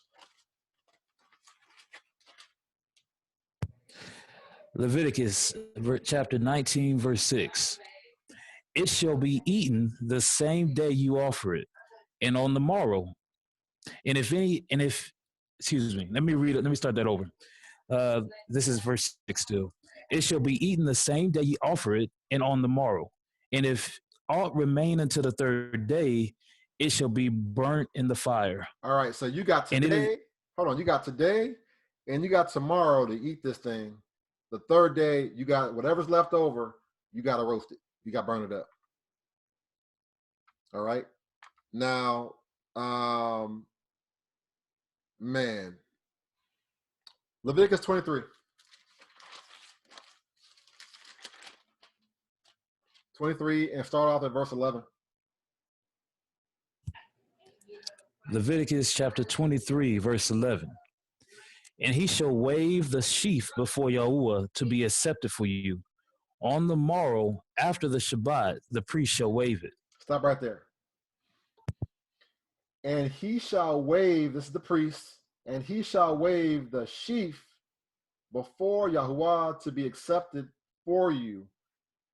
Tomorrow, or on the morrow, or on the next day, after the Sabbath or the Shabbat, the priest shall wave it. So you got the Sabbath day, and it's telling you tomorrow, or on that next day, the priest for this moed we're talking about right now, on this moed, the priest is going to go ahead and take a sheaf offering, a wave offering, and do a wave offering unto the Most High. Not on the Sabbath, on the next day. The next day, on the morrow of today, on the morrow, the next day. All right. Keep going. Leviticus 23, verse 12. And you shall offer that day when you wave the sheaf offering a he lamb without blemish of the first year for a burnt offering unto Yahuwah. Mm-hmm. And the meat offering therefore shall be 2 tenths deals of fine flour mingled with oil, an offering made by fire unto Yahuwah for a sweet savor. And the drink offering thereof shall be of wine, the 4th part of a hin. And ye shall eat neither bread, nor parched corn, nor green ears, until the self same day that you have bought an offering unto your Elohim. It shall be a statute forever throughout your generations and in all your dwellings. Mm-hmm. Verse 15. And you shall count unto you from the morrow after the Sabbath. Stop. Say it again. And you shall count unto you from the morrow after the Sabbath. Mm-hmm. From the day that you bought the sheaf of the wave offering, 7 Sabbaths shall be complete. Keep going. Even unto the morrow after the 7th Sabbath shall you number 50 days, and you shall offer a new meat offering unto Yahuwah. You shall bring out of your habitations 2 wave loaves of 2 tenth deals. They shall be of fine flour. They shall be baked with leaven. They are first fruits unto Yahuwah. Stop right there. And you shall. Mm-hmm. All right. Last script. We'll open the floor for questions, statements, comments, and then we're gonna get to some videos here. Numbers 11. Numbers 11.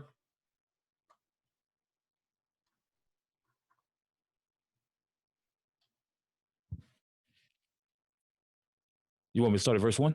Nope. I want you to start at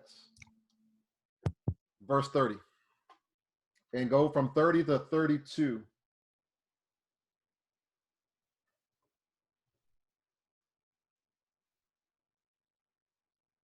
Okay, verse 30. All the way through 32. Through 32. Got it. And Moshe returned to the camp, both he and the elders of Israel. And a wind went forth from Yahuwah, and it brought quail from the sea, and let them fall beside the camp, about a day's journey on this side, and about a day's journey on the other side, all around the camp, and about 2 cubits above the surface of the ground. And the people were up all that day, and all that night, and all the next day, and gathered the quail. He who had least gathered 10 omers, and they spread them out for themselves all around the camp. There you go. Say that verse one more time, 32. Okay. And the people were up all that day and all that night and all the next day, and gathered the quail. He who had least gathered 10 omers, and they spread them out for themselves all around the camp. Man. They stood up all that yom, all Layil, until the next yom. Hello. So I'm gonna go over the scriptures again real quick, and then I'm gonna open the floor for some questions, and then I got some videos. So scriptures you want to look at: Exodus 9 verse 6. Let me go ahead and put this in the chat. Actually, I'm someone write this out for me. Exodus, somebody put this in the chat for everybody else. Exodus 9 verse 6. Exodus 18 verses 5 through 14. Exodus 32 verses 6, comma, verse 30. Leviticus chapter 7 and verse 16. Leviticus 19 and verse 6. Leviticus 23, verse 11 through 16. Last one is Numbers 23. I'm sorry, I apologize. Numbers 11, verse 32. Numbers 11 and verse 32. All right, I'm done with the script. I got some videos I got to show, and I got to go into a Google Drive box. Floor's open while I get everything together. Go ahead and unmute yourselves while I get my next segment set up for you guys. And then we probably got about another 30 minutes to 45 minutes, and we'll be done for today. But go ahead and unmute yourselves. If you have any statements, comments, go for it.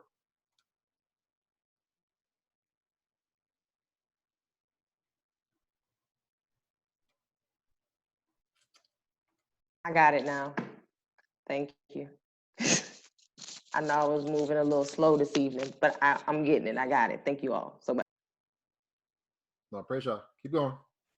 You guys just jump in there. I got to get set up on the next segment. Margaret, I was just seeing your post in the chat, and I was trying to understand what you were saying.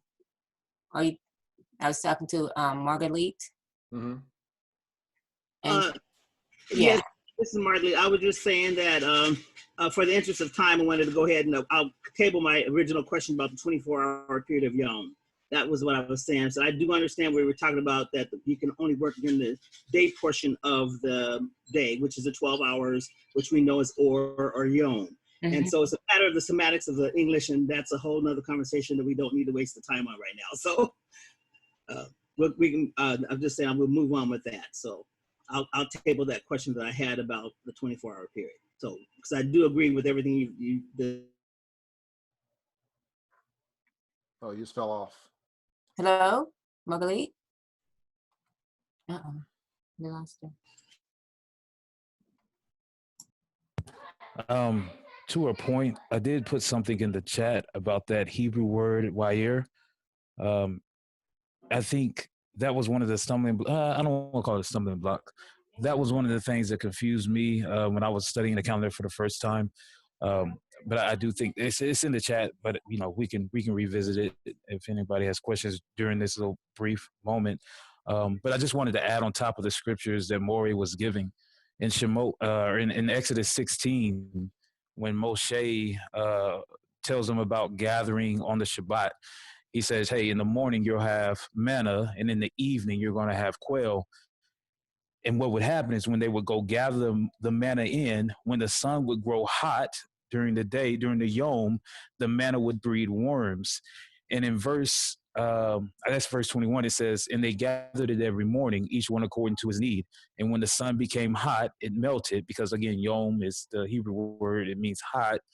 But to just kind of quickly say it, when they would try and go out and gather the manna again the next day, they wouldn't find it. So to me, just when I was studying it, what it meant is they were going out the next morning, which is what they were calling the next day, in order to gather manna, but they wouldn't find it on the Shabbat. And if they gathered too much manna and tried to keep it to the next day, when it got hot, it would melt away.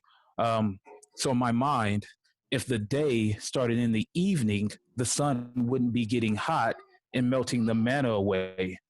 Because if they tried to keep it to the next day, the sun would get hot and then the manna would breed worms and it would stink. So when I was studying it, that's just something that made sense to me.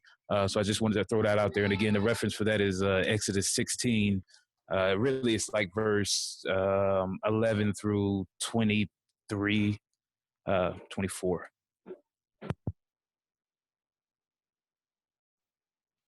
All right. I got to transition a little bit, but before I do that, we went going for a while here, so I want to provide an opportunity for anyone to have any other statements, comments, or questions. Go ahead and go now before I go into the next segment.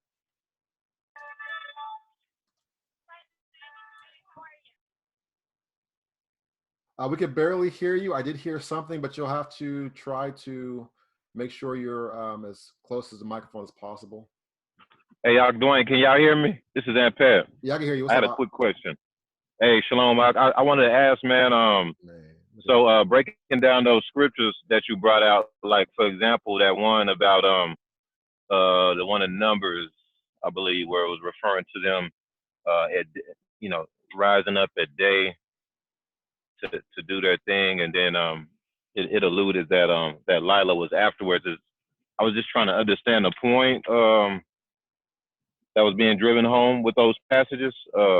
Is it because it was mentioning the day first, so it's alluding that the day begins at sunrise because they mentioned it first? Or I was trying to put two and two together. I might have to get back with you offline because maybe it's because I dialed in a little late. Yeah, you got in late. I'll have to get with you later, man. All right, for sure. And I think that what you said was what was going on. That we were discussing why that was written the way it was and how we needed to understand it in our true biblical Hebrew understanding. If that makes sense. Yes. Okay. I'm ready. Give me one more second here. I'm trying to find where you guys are at. All right. I got to go into a little bit deeper now in regards to understanding the earth that we live on and how things work. Okay. Now, when you look at the biblical model of the earth, where you have the Shamayim, meaning waters above, sky water, you have a Rakia that's between the Shamayim and the seas below and the earth below, right? And we're on this earth, all right? But you look at what we're shown on TV and movies and in our education centers, right? You have satellites, you got spaceships, you got all the NASA's going out doing all these things, and you got all this space travel supposedly happening, right? I gotta tell you, and I'm gonna break some things out now and break some videos out. The reality is the biblical model is true, obviously, but that makes you question if the biblical model is true where there's a rakia. Josephus states as a crystalline surface or crystalline, hardened surface, dome type rakia, right? Or firmament, right? And then there's water above that. And I can go deeper into that, but for time's sake, I can't get into how the Most High sits upon the rakia or walks upon the rakia and looks down. I can't get into all that right now. We'll say that for part two. But I have to break down some things when it comes to outer space, when it comes to spaceships and satellites. The reality is that space is fake. It doesn't exist. You have the Shamayim, sky water. You have a rakia. You have the sun and the moon and the stars within the rakia. When we look up, that's what we're seeing. So it begs the question, well, then how do satellites work? Because, we see the stuff blinking in the sky. We hear all the stuff that's going on. What's going down? I'm going to tell you. Now, previously, years ago, I have, basically I used to work on cellular technology, cell phone towers, just how communications work. Being an IT guy, my day job regular, I deal with, cybersecurity, digital forensics, all that nerdy stuff. That's me. Okay. The reality is that space is not real. It's not like we think it is. It's all about lies, manipulation, and taxpayer dollars. That's what it comes down to. All communications are either based off land-based cable or it's based off of direct line of sight communications. So any of you that deal with technology on that level, not surface level, but you really dig into that stuff, you know that if you're dealing outside of wired communication, you're dealing with line of sight. Now, anybody that knows about just even the basics of IT, like if you're like a CompTIA, like you're an A+ grad, like you got a certification, A+ certification, right? You'll know about cables, Cat5 cable, Cat6 cable. You're gonna know about switches and repeaters, right? You're gonna know about all this stuff, right? You're dealing with, based off landline cable, you can only go so many meters before you have to have a repeater box that's gonna take that signal, re-amplify the signal, send it back off again to your next destination. And you have so many hops you gotta go to till your, whatever you're doing as far as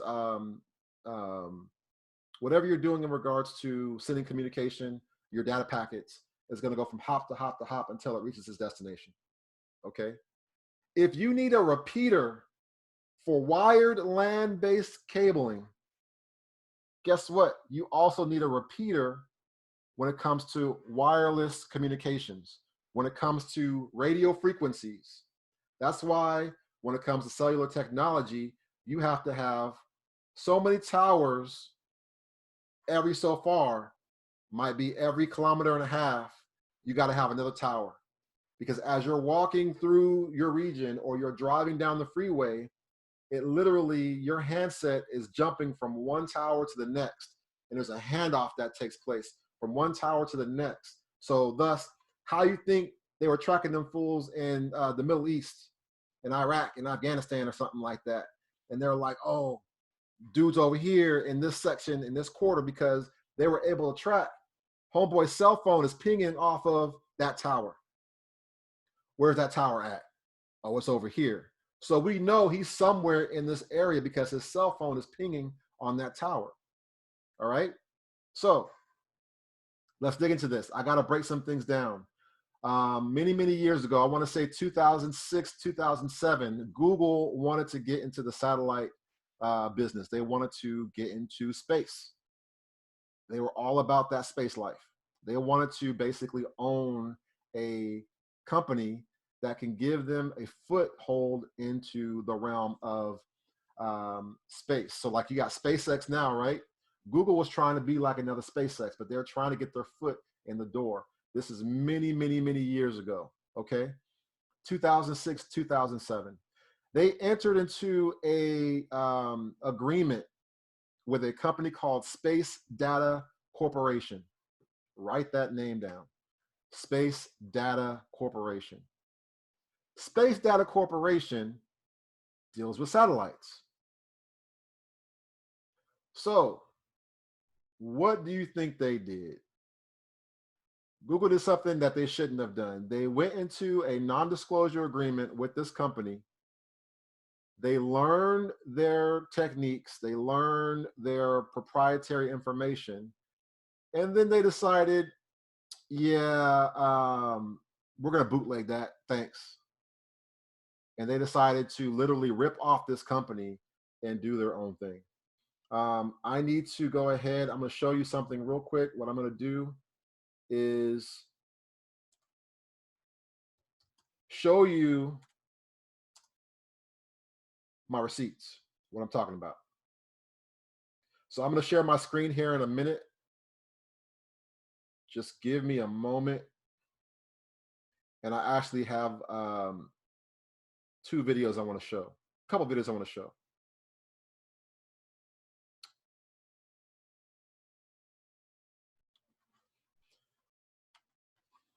The Zoom kills the computer.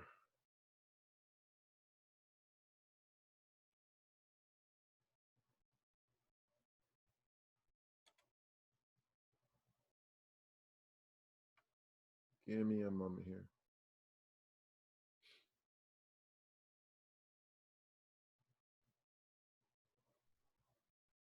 And I thank you guys for your patience.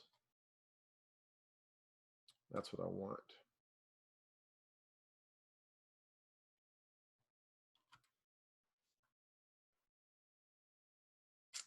What? All right.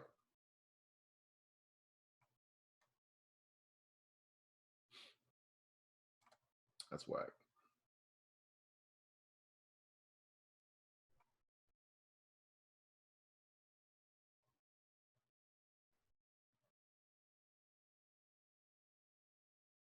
And again, I do appreciate you guys. That's what I want right there.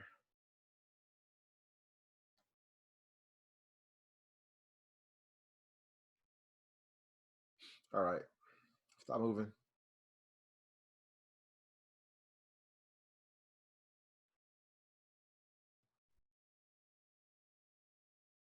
Here we go. I am now sharing my screen.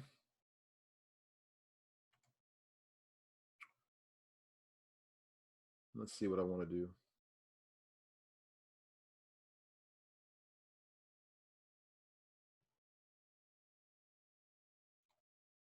No, that's not what I want. Almost done.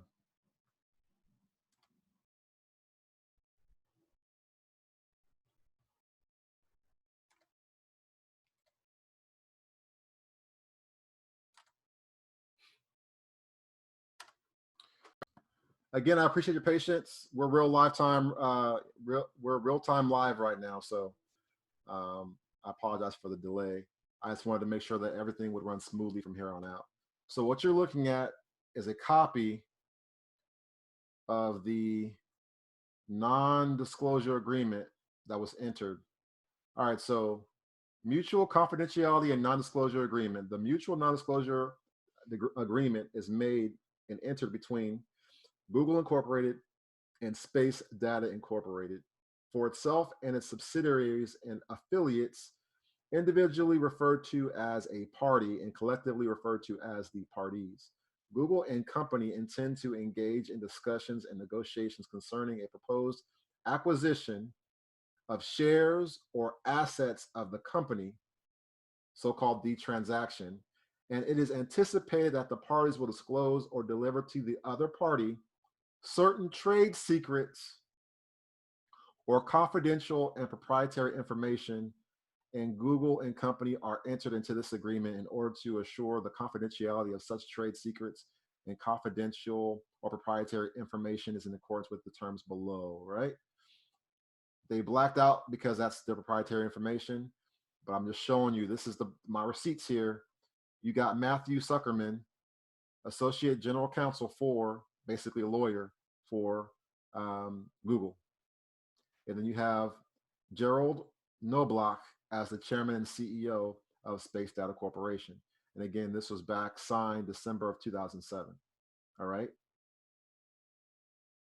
Check this out. Google fails to ground Space Data's balloon patent lawsuit. Alphabet Inc.'s Google neutered some patent claims by Space Data Corp for its balloon-based internet service, but still faces a challenge on a core patent dealing with high-altitude winds. Let's get into this. Let's talk a little bit more about Space Data Corporation.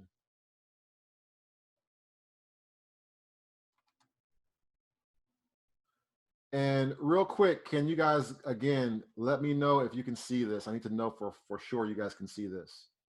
Can you see this? Yes, we can see it. We can see it. All right. So here's the reality. Not fantasy, and trust, I love some of these space movies as much as you guys do or have in the past. One of my favorite movies is Interstellar. Great movie. But it's fantasy. Let's get to the reality. Talking about alternate communication platforms. This is what really is going on when it comes to communications. All right? No. Please go ahead and mute yourself. I'm looking for you. Let's break this down real quick. 200 feet. 200 feet. You're looking at your standard FAA towers, 200 feet towers. Again, go ahead and mute yourself before I have to mute you, so everybody can hear going forward, because it's difficult for people to hear with the background noise. All right. Here again, 200 feet, your average tower, communication tower. 1,000 feet is your next highest level tower. 2,000 feet is the tallest communication tower. All this space we're dealing with from 0 to 60,000 feet, you're dealing with FAA controlled space. From there, you're dealing with tethered aerostat blimps or balloons. They, on average, can go up to about 15,000 feet. Commercial aircraft, you're dealing with roughly 35,000 feet. From there, you have other situations where you have some of the more high altitude aircraft that, again, go up to about 60,000 feet. We're talking communications, not military right now. There's some military aircraft that can fly higher than these, but we're talking about communication platforms. Then you're going into some of the airship models that, again, you're going to roughly about 70,000 feet. Now you're in the stratosphere. Above that, you have the different solar planes, the Sky Tower solar plane that could fly at roughly 100,000 feet. And then you have Space Data Corporation. They have what's called SkySats that fly on average of 100,000 feet.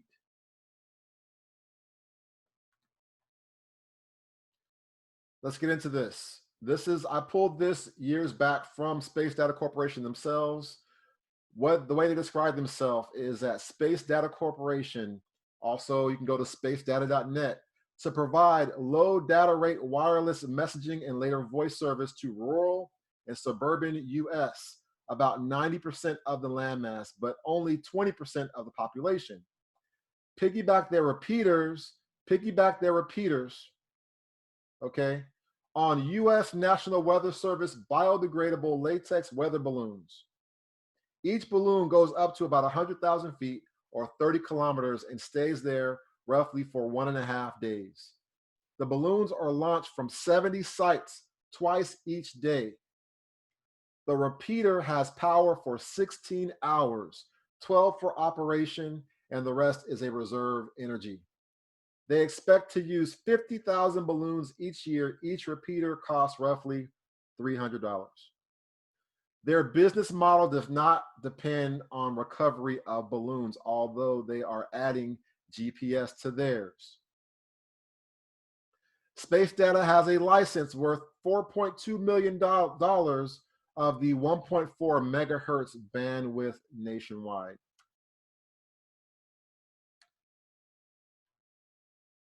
One second here. We got folks trying to come in, but they're late, so I can't have them come in at this point in time. Space Data Corporation's coverage solution. Our network consists of transceivers on weather balloons at 100,000 feet. A single sky site covers everything under a 420-mile diameter circle. One single sky sat equals roughly 300 ground-based or terrestrial towers. Only 41 M2M or 200 voice SkySats needed to cover the entire US. That M2N is machine to machine. So they're saying they only need 41 of these SkySats, machine to machine or 200 voice SkySats to cover the entire United States. All right, 24/7 operations for the past 39 months. So they're showing you down on the ground the imagery of how that works. Here's the machine-to-machine network. Full constellation provides ubiquitous coverage to greater than 20% of CONUS Tower-based urban coverage provided through roaming to SkyTel. Literally roaming from the tower to the SkySat. In operation for 3 years, focused on oil and gas markets. Over 13,000 flights, over 180,000 flight hours, and over an 85% recovery rate. Again, they're talking about, hey, we got a deployment contract with the U.S. Air Force. $49 million 5-year contract awarded in 2006. Free floating balloons, communications relay, secure voice and data. Truck to carry low 6-pound payloads to near space. Keyword payload. Gives some different, statistics. And then it goes on to say active programs. Initial deployment quantities on order. U.S. SOCOM. And then you have U.S. CENTCOM. Applications of this for Homeland Security. Support FEMA, state, federal agencies and contingencies, power outages, hurricanes, earthquakes, enhanced border and coast monitoring efforts, filling on the coverage gaps, tracking assets, AKA people, bad guys. Extend communications and personnel asset tracking for wildland fires. Provide extended communications for transportation security. They demonstrated at the Association of Public Safety Commission Officers Conference, Orlando, Florida in 2006. So they demonstrated this, and then this is what ended up happening. Or they actually show their footprint with their testing, but interoperability, bridging repeaters supports communication between security agencies. So you got public safety, you got military applications, you got cross coordination between the different agencies.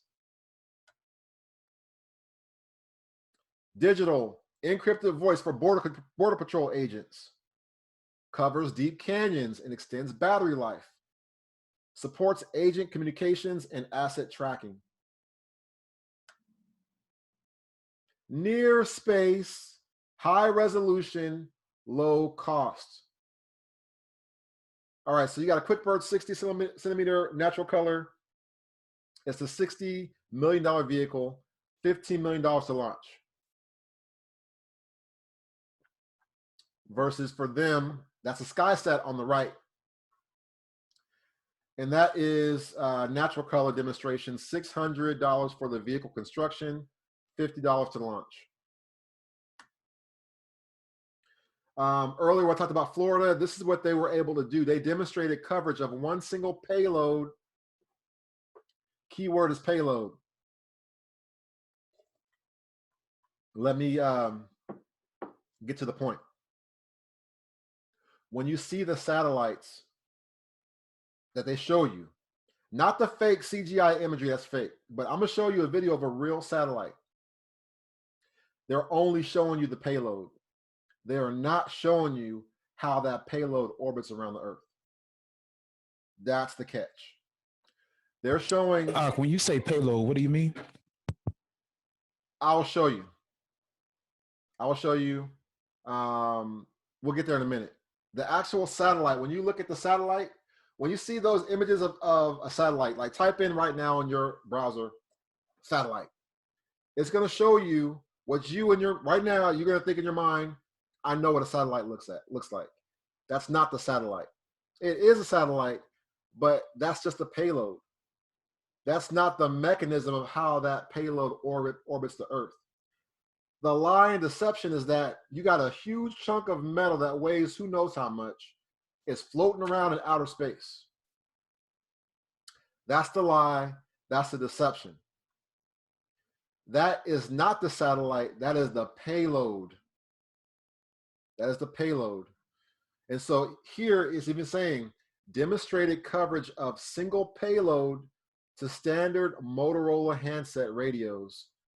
And this is at that conference. They're showing that they had one SkySat, which has a payload attached to a balloon, a high altitude balloon at 100,000 feet. They're showing that that payload the thing that actually has a transceiver and is sending down the RF communications back and forth, right? It was able to connect from Tallahassee, Jacksonville, all the way down to Tampa and St. Petersburg, down to Miami. They demonstrated that all those different people literally there were able to talk to one another and be like, hey, what's up?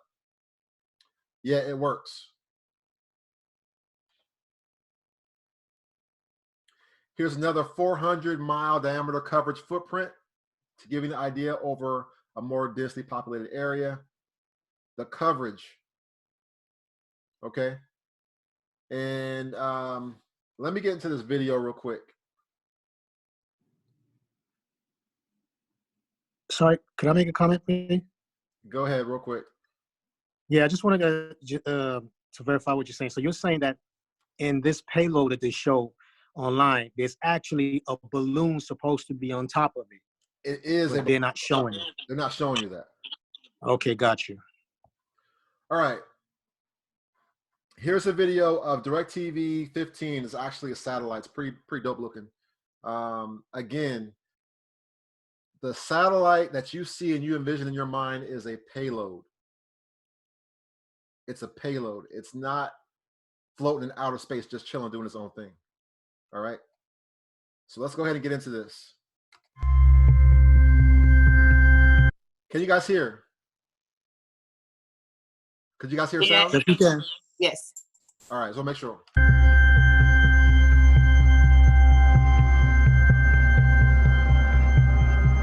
You're looking at a real satellite, not the fake CGI stuff they show you on Google. You're looking at a real satellite. A DirecTV 15 is a huge and most powerful satellite. As you can see it behind me, it's the biggest satellite built by Airbus Defence and Space so far. Real quick, look at its angle. Look how it is pointed down because it flies over a flat Earth surface with a balloon that supports it up top, a super high altitude balloon that carries that thing and it orbits it around the Earth and it's pointing down, straight down.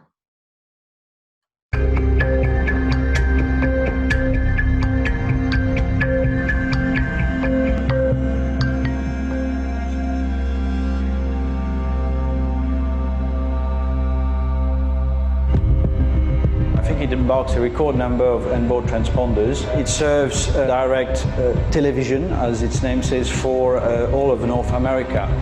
And of course, it's based, we are using our Eurostar E3000 platform to embark this huge and powerful payload, which is the most reliable and Payload. high quality platform in the world today.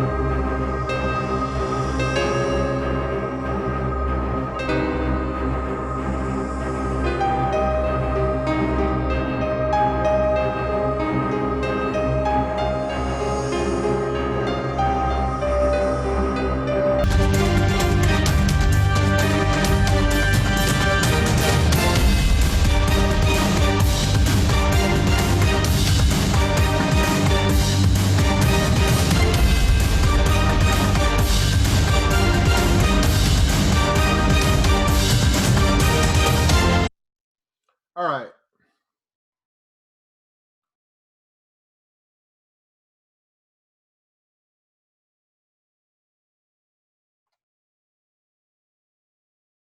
One second. All right, I'm back. I have to show you that so you can see on a micro level, again, a company like Google that's trying to get into this business, and then a corporation like DirecTV that is in cahoots with a lot of different big businesses and supporting a lot of government and things like that. That is a legitimate, actual satellite. It's real. Satellites are real. They're real.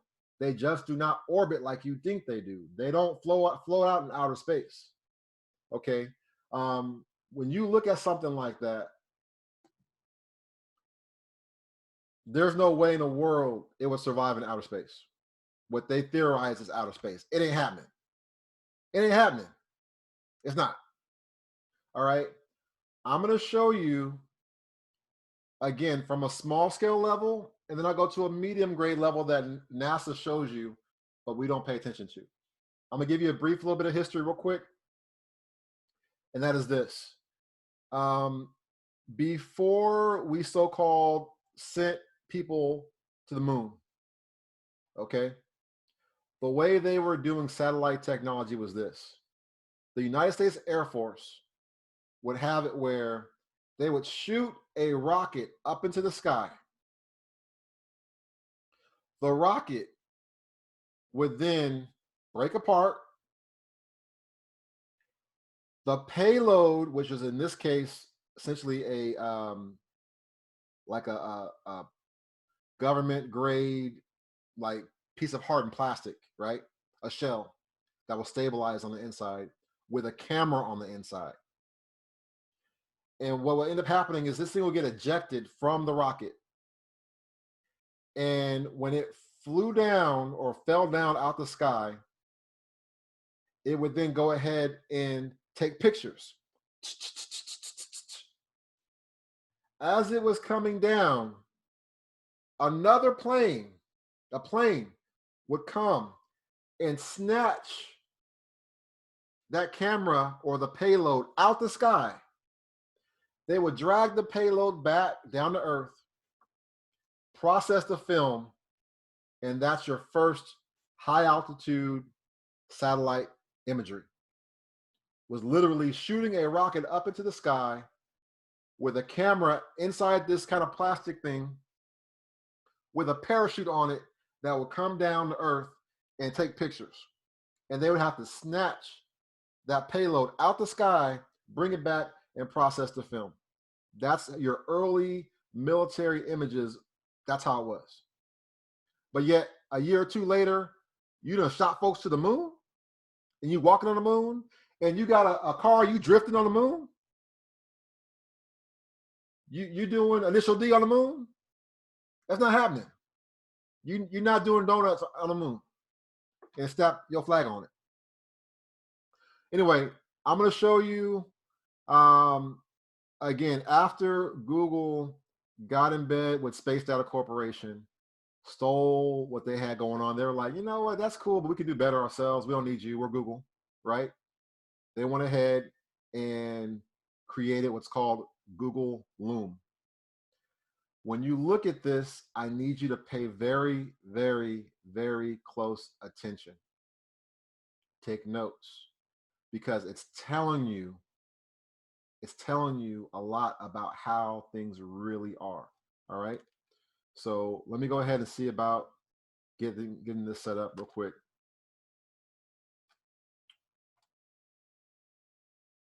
And we're almost done.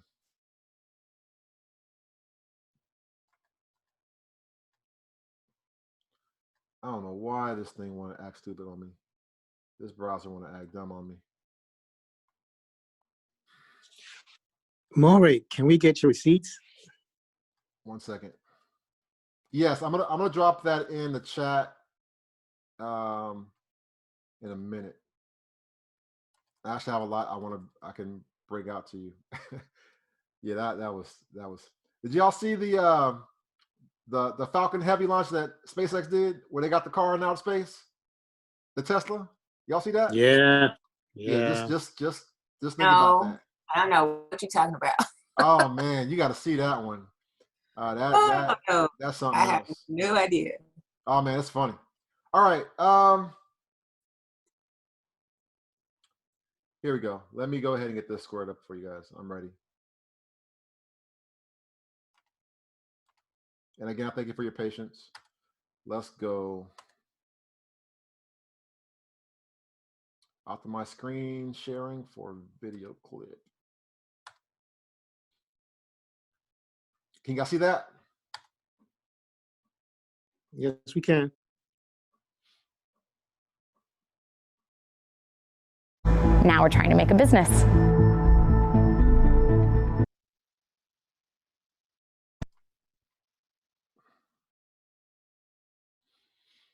Let's see if it wants to work with me.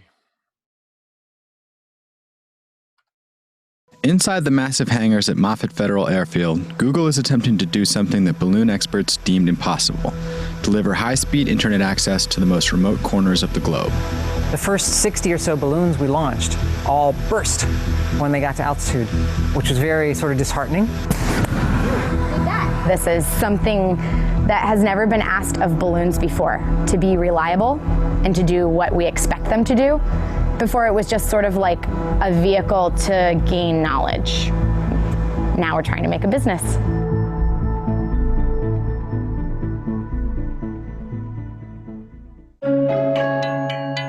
Launched in 2012, the first 2 years of Project Loon were a process of rapid iteration. The team had to prove it was possible to deliver reliable internet access to specific locations in the most remote parts of the globe. They began with the simplest possible approach: electronics stuffed into a styrofoam beer cooler floating at the edge of outer space. When that didn't fail, they kept moving forward. The way Google X works is we try to prove that it can't work. So the first thing we did was took a router, flew it on a weather balloon up to 10 kilometers and see if you could still get a signal. And that part worked. And since then, it's been a continuous process of trying to stretch the envelope a little bit more every time to see how far it would go. Last year, the team made a critical decision: switching from a wireless router to an LTE antenna. We are just like a cell phone tower, but in the sky. And the same way that their central office of the telco interacts with all their cell towers, they will interact with our balloon. Another way to think about it is, if you drive down the highway on a phone call, you will switch between cell towers. What we're doing is kind of flipping that on its head. So you're standing still on the ground with your LTE phone, and as one balloon goes overhead, another balloon comes in range, and you're switching between one balloon to another without dropping the call. All right, did y'all catch that? Did you guys catch that? Yes, yeah, yep. All right, literally, that is what's happening when you're talking about satellite communications. Okay. Switching one balloon to the other. It's literally a constellation of high altitude balloons that are carrying a payload. So you're looking at Google's payload right now, which is basically a ripoff of Space Data Corporation, just on a higher level because they got Google money like that, right? Then you're looking at something like DirecTV that got some baller money, right? And you saw their payload with their actual satellite KU band transceivers embedded in that thing, okay? It's literally being carried by a high altitude balloon, okay? And so there's a constellation of these. If you notice, I don't know if you guys caught that. So I know you guys, some of my subscribers, you guys are super smart.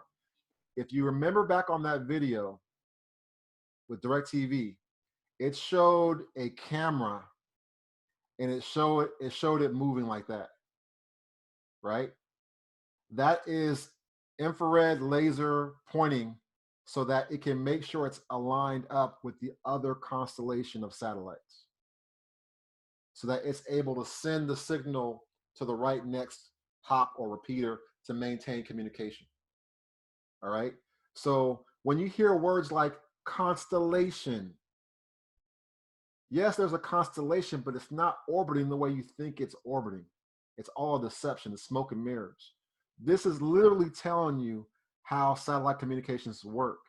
The governments of the world have been looking into this for a very, very long time. They understand how the high altitude winds work on the earth. They have models that show you the path of the winds on the earth, so they know where their stuff is going, and they also know where they can literally move their payloads around without much interference from lower atmospheric weather conditions because they're above that.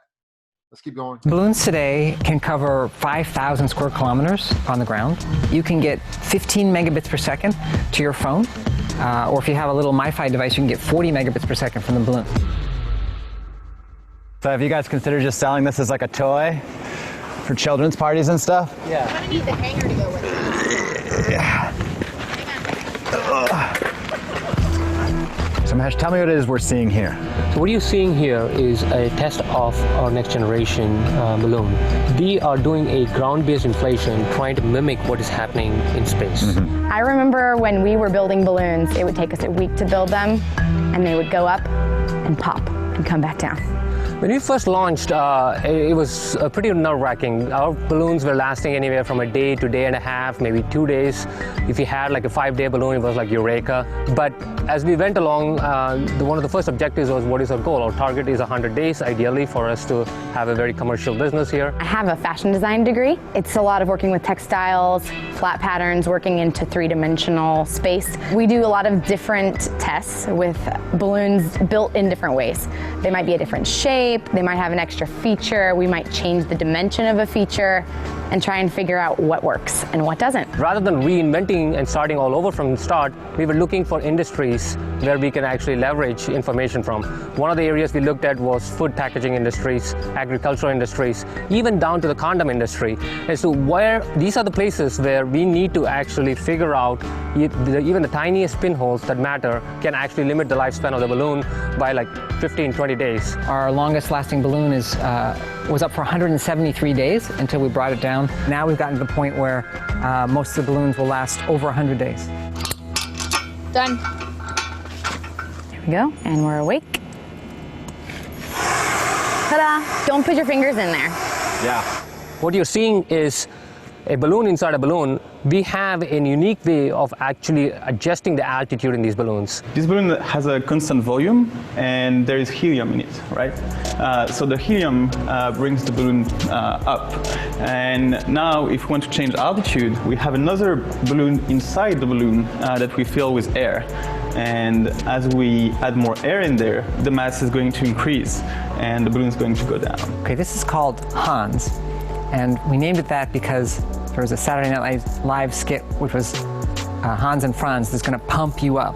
And what it does is it's a little fan, and it pumps air into the balloon. It's easy to steer the balloon by picking up different winds. All right, look at that model. Like I said, they know the different paths that the wind goes. They know the jet stream model. They can figure out where they need to go and how high they need to go. And they're going to explain that next a little bit. And different wind directions at different altitudes. By doing small change of altitude, you can do something like this. You go up, use this wind, then go down, use this wind, and go up, down, up, and down. So this balloon has straps holding the apex up, and that balloon did not. Right, which is why it's sitting down there. Yeah, because yesterday when we were filling it up, it got in a twist to the point where it just did that. That's what happened. There you go. So we just popped the ballonnet because it was twisted. That was the test here. Over the last 6 months, Google has run tests with Vodafone, Telstra, and Telefonica, utilizing their networks to provide connectivity to customers who normally live with little or no internet access. Those are all major global telecoms. Think about that. Loon believes that it can provide service to these remote regions at a fraction of the typical cost. Communication satellites are typically pretty expensive, hundreds of millions of dollars to build and 100 million plus to launch, whereas the balloons are an order of magnitude or two cheaper to operate on a sort of daily basis. It's too expensive to build wires and cell towers and fiber optics out to all these remote rural regions. But the balloons are very cost effective. This gives the telco a way to reach everyone in their country with a cost-effective way. Right now, Loon mostly operates in the southern hemisphere, where it's had better luck securing overflight permissions. But the project has potential applications for developed nations with widespread internet access as well. Because the balloons live in the stratosphere, they have a unique advantage. Hey, real quick, notice the lens they're using and how they're trying to mimic a fake curved Earth, which is not. They're using that because that's how they have to keep the deception going, and because people want to believe the lie. And because people don't want to admit they're wrong, pride, they don't want to believe it. Over terrestrial internet infrastructure. There's no weather in the stratosphere, which means if there's a hurricane or a typhoon that knocks out power or internet connectivity to people on the ground, even in places like Japan or China or other places around the world, the balloons provide a very exciting ways to immediately let people have connectivity 10 seconds after the natural disaster occurs. As long as they have a battery-powered phone in their pocket, people will be able to instantly get access to the balloon network. Sometimes people think of Google X as a research lab that's not necessarily a business, but that's not true. All of the projects on Google X have to have a business plan, a business case, and the business case for Project Loon is really exciting. It's still early stages in our project in terms of figuring out how big it can grow. It's great for... Those are the payloads right there. Those are the actual payloads for the Project Loom, which is actually about to go into production, real world production soon. But that's the payload, AKA the satellite that if it was built by NASA would have you believing it's in outer space floating around by itself, magically. Bringing internet to 4 billion people on Earth who don't have it, and bringing all the benefits, education, medical information, weather reports, but it's also a business in itself, a very good business. If many of these 4 billion people, even paying what they can afford, 1 or 2% of their monthly income, can now afford to have internet access, and it's a very good business in itself. Increasing the internet penetration by 10% in a country will increase the GDP by about 1.4% per year. So in many ways, technologies that can increase internet penetration of 10 or 20% can double the growth of standard of living of half the countries in the world. It's a big thing. Yeah, it is.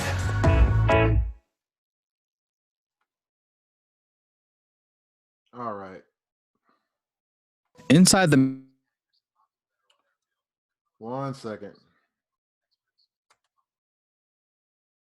All right, open the floor real quick before as I transition to some more videos. Any questions? Go ahead and jump right in.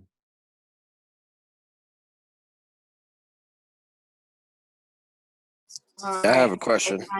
Yep. Go ahead. The sister had it first. Go ahead, sister. All right, good. My question, I guess, the total ability of these corporations to keep the employees that are working there quiet. That's, I mean, how do they pull that off? How do they? That's a great question. Go ahead. How do they say, well, you come to work and you know this? I don't know. It couldn't be me, and maybe that's why higher education sometimes can make you be crazy, because it would kind of be crazy for me to say, well, I guess you've gone all the way to the top and you have your ladder up against that building and you just refuse to take it down. But that's kind of like the medical sciences as well, because I work in a medical school. So, but so it's here's just the thing. amazing. No, you get it. So here's the thing in regards to that. Two things. Primary thing, money. Money, 500,000 a Listen, year. yo, money. Money. Okay. Second thing, no different than each government, each country has people that work for places like what? CIA, FBI, NSA. They ain't talking. Two parts. Money, and number two, fear of having an accident. Got you. Yeah. Be like, Johnson, who have you told about this? He'd be like, excuse me, sir, I uncovered some amazing information. I was snooping in the files and looking, and I want to show you something. And they're like, Johnson, who have you told? Nobody, sir. Oh. Yeah, or you have a car accident. Yeah, and it's like the guy at the CDC. And I guess because I work with researchers and that was supposedly drowned himself, and then all of a sudden he had some guy that testified that he had homosexual tendencies, and then his friend said no, that was not his problem, and then he was upset about a promotion. Well, as a Black man, you don't kill yourself about a promotion.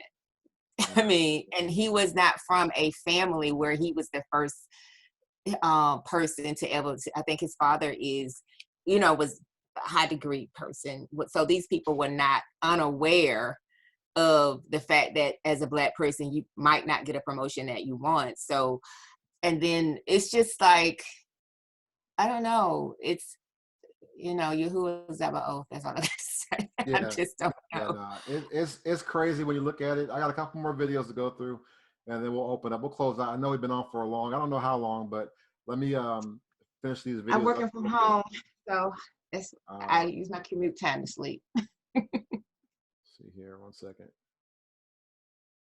One more. This one was funny to me when I saw this. So Samsung did a promotion where we're like, oh, we're gonna do a space selfie, and then it didn't work out too good. Oh, these folks is funny. These folks is funny, man. I thought it was funny, man. It's. Let me see on this one. That's funny. Hey, Moray, I took a trip to Houston for work to visit NASA one time. Yeah, and, a bit of as an apparel sci-fi designer. hitting home for. Go ahead. I'll say it afterwards. I'll say it right now. Go ahead. Okay. I said, well, I'm an apparel designer by trade, and I used to work for Under Armour, and we went to NASA for like inspiration for like some designs for the season upcoming.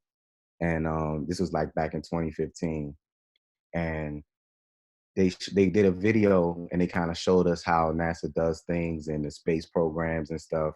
And they were showing us some of the old vintage equipment that they use. Now, the funny thing was when we went to this facility, you would think NASA's facility was like state of the art, but it looked like an old US government building that like my mother works in, in DC. And they showed us a video talking about how eventually they plan to go to the moon because of these radiation belts that block the way for them to get there. Yeah, the but when they showed belts. that video, I was like, well, I thought we already went there. Yeah. Yeah. All right, let's go ahead. Everybody check this out. Crazy. Michigan couple when a satellite crash landed in their backyard, and their reaction, priceless. Never know what's going to happen. This baby fell out of the sky and landed in our yard. Nancy and Dan Welke, cool as cucumbers, discovering a satellite that had crash landed on their property, still blinking and still attached to a parachute. Turns out the satellite belonged to Samsung, which launched it just days ago as part of a PR stunt to do the world's first selfie in space. Samsung reps did visit the farm Sunday to make sure everyone and everything was okay. In a statement from the company, they said, quote, Samsung Europe's space selfie balloon came back down to Earth. During this planned descent of the balloon to land in the U.S., weather conditions resulted in an early soft landing in a selected rural area, end quote. The satellite is now back in the hands of Samsung, but the Welkes were able to snap a selfie with it before they took it away. All right. I mean, this stuff is crazy, man. This stuff is crazy. One of the last videos I'm going to show you real quick is a situation that happened with NASA, and they was just maybe sleeping that day. I don't know what happened. They dropped the ball. So they use a lot of blue screen or green screen effects when it comes to their deception. Like they use at the time, which was state of the art, you know, blue screen. But the reality is, it's like, no, man, it ain't gonna work today. It's not gonna work today. So let me show you what ended up happening where they got caught using blue screen. Let me get this set up real quick. And we're almost done, and then we'll open it up to some questions. So just give me a moment here. It's funny. It's funny. All right. They taking all this taxpayer dollars, man. I'm telling you. All this taxpayer dollar to be trolling folks. All right. I'm gonna just stop right there. I don't even gotta even show you the full video yet. I can't show you with my cursor because it doesn't show on this, but bottom line is, you see the guy in the red shirt on the right? We can see your cursor. You can? Yes. Okay. So here's the guy in the red on the right. Here's the imagery you see, okay, on TV and on YouTube.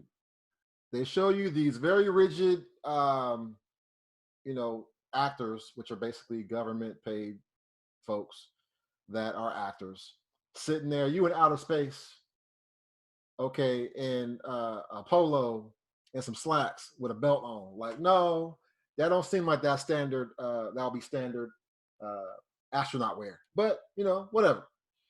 So you sitting there, this is what they show you, and they show you these guys kind of bouncing around, and they like throw little objects around because it's all about the deception.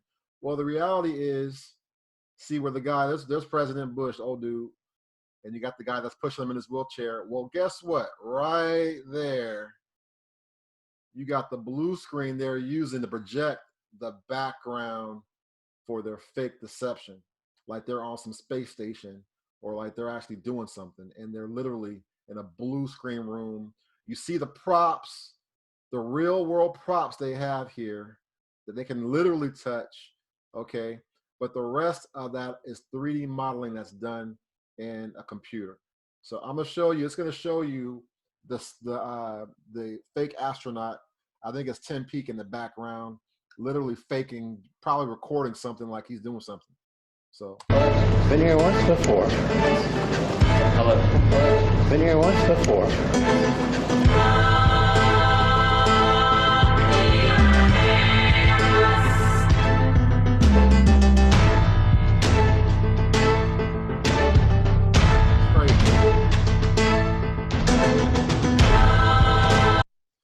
Right there, you see him. He's pretending like he's holding something, like he's doing something. This is what these folks are doing. The same thing you see in here, the after effect, this is what they're doing real time right there in the studio. They're bullishing right there. They're bullishing. It's fake. They're faking like they're on stage.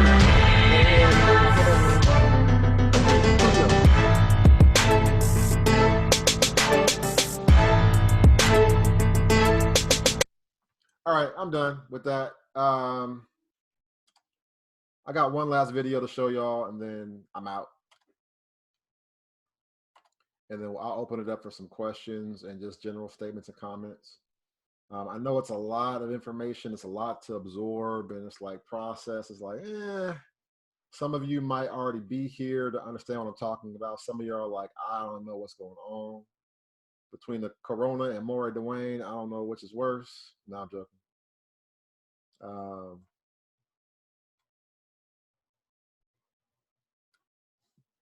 I'm going to show you what NASA is actually That's hilarious. I've never seen anything like this in my life. I'm going to show you what NASA like, that's is crazy. doing. It's funny. All right, let me get this going. I think this is the one I want to do. Yeah.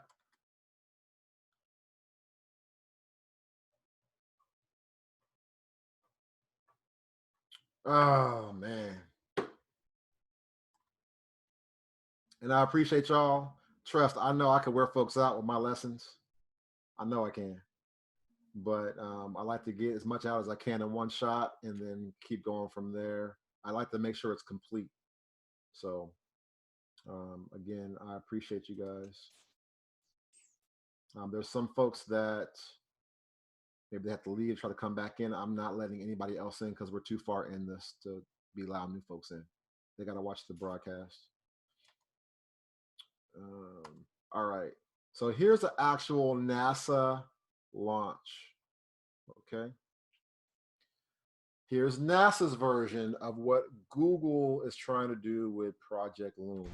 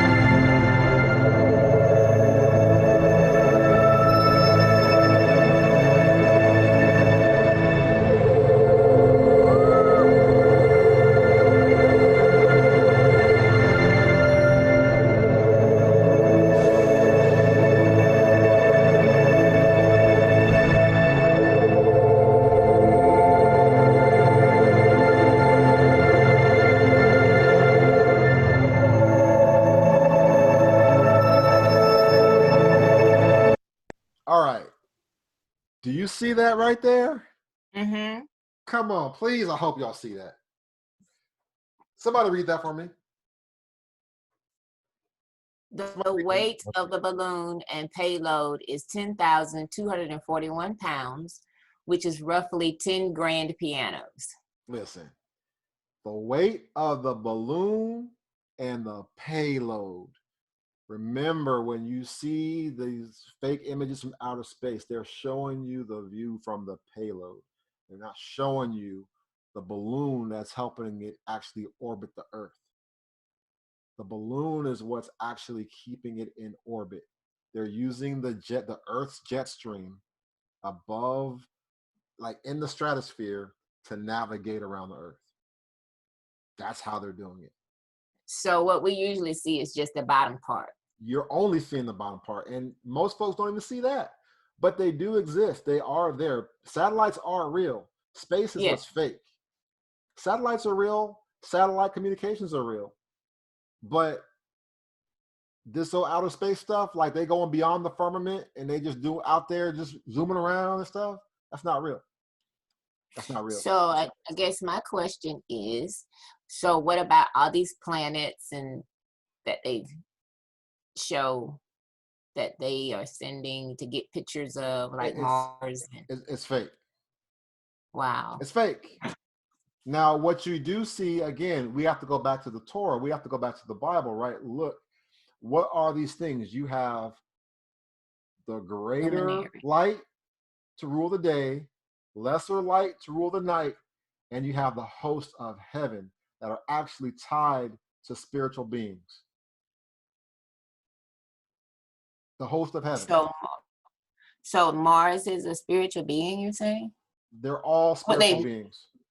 Up in the heavenlies, they're all spiritual beings. Now that's like a part 2 type lesson. That's like, I'm really going out there on folks right now. Y'all like, this Maury Dwayne's crazy. I'm telling y'all the truth. But for here, I wanted to focus on the fact that, again, the weight is over 10,000 pounds for the balloon and the payload. All they're dealing with is the payload. The fantasy is that the payload is floating around in outer space by itself. Now, what this is right here, they're showing you how they are doing a less expensive launch of getting their payload into orbit. So instead of shooting this thing up in a rocket, where then this is being ejected out, and then it's filling up and floating and going, it's like getting a boost up into the upper atmosphere, into the stratosphere, in order for this thing to come on out, the balloon to expand, all the gas modules, all that stuff to work. so that it can then begin to orbit and stabilize. And then they can slowly try to move it and position it over the Earth. That's why it takes hella long for them to go ahead and move a satellite from one location to another, because you're literally moving a high altitude balloon kilometers away to where you need it to be at to get you the coverage you need. It's not some spaceship that can kind of zoom around and stuff like that. But again, highlight key thing, balloon and payload. The payload is what is actually has all the instrumentations. It's what has the camera equipment on there. It has all the sensors on there. It has all the ability to relay information to and from.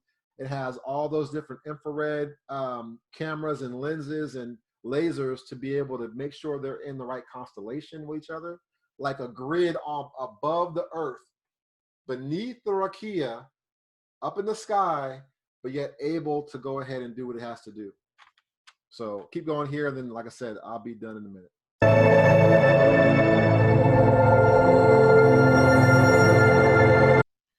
When fully inflated, the balloon can fit a football stadium inside. To help you understand how big this thing is, and we're talking super high altitude here. That is humongous.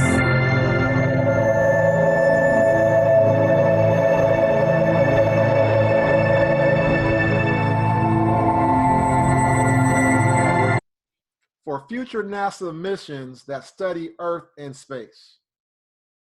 But yet they got these crazy satellites out there that can go ahead and see way out there to Mars. And they done dropped off a car, driving around, roving around, taking pictures on Mars. It's all lie and deception. It's not legit. Like, part 2. I'll leave it at that. Part 2. All right, y'all. I'm gonna go ahead and stop here.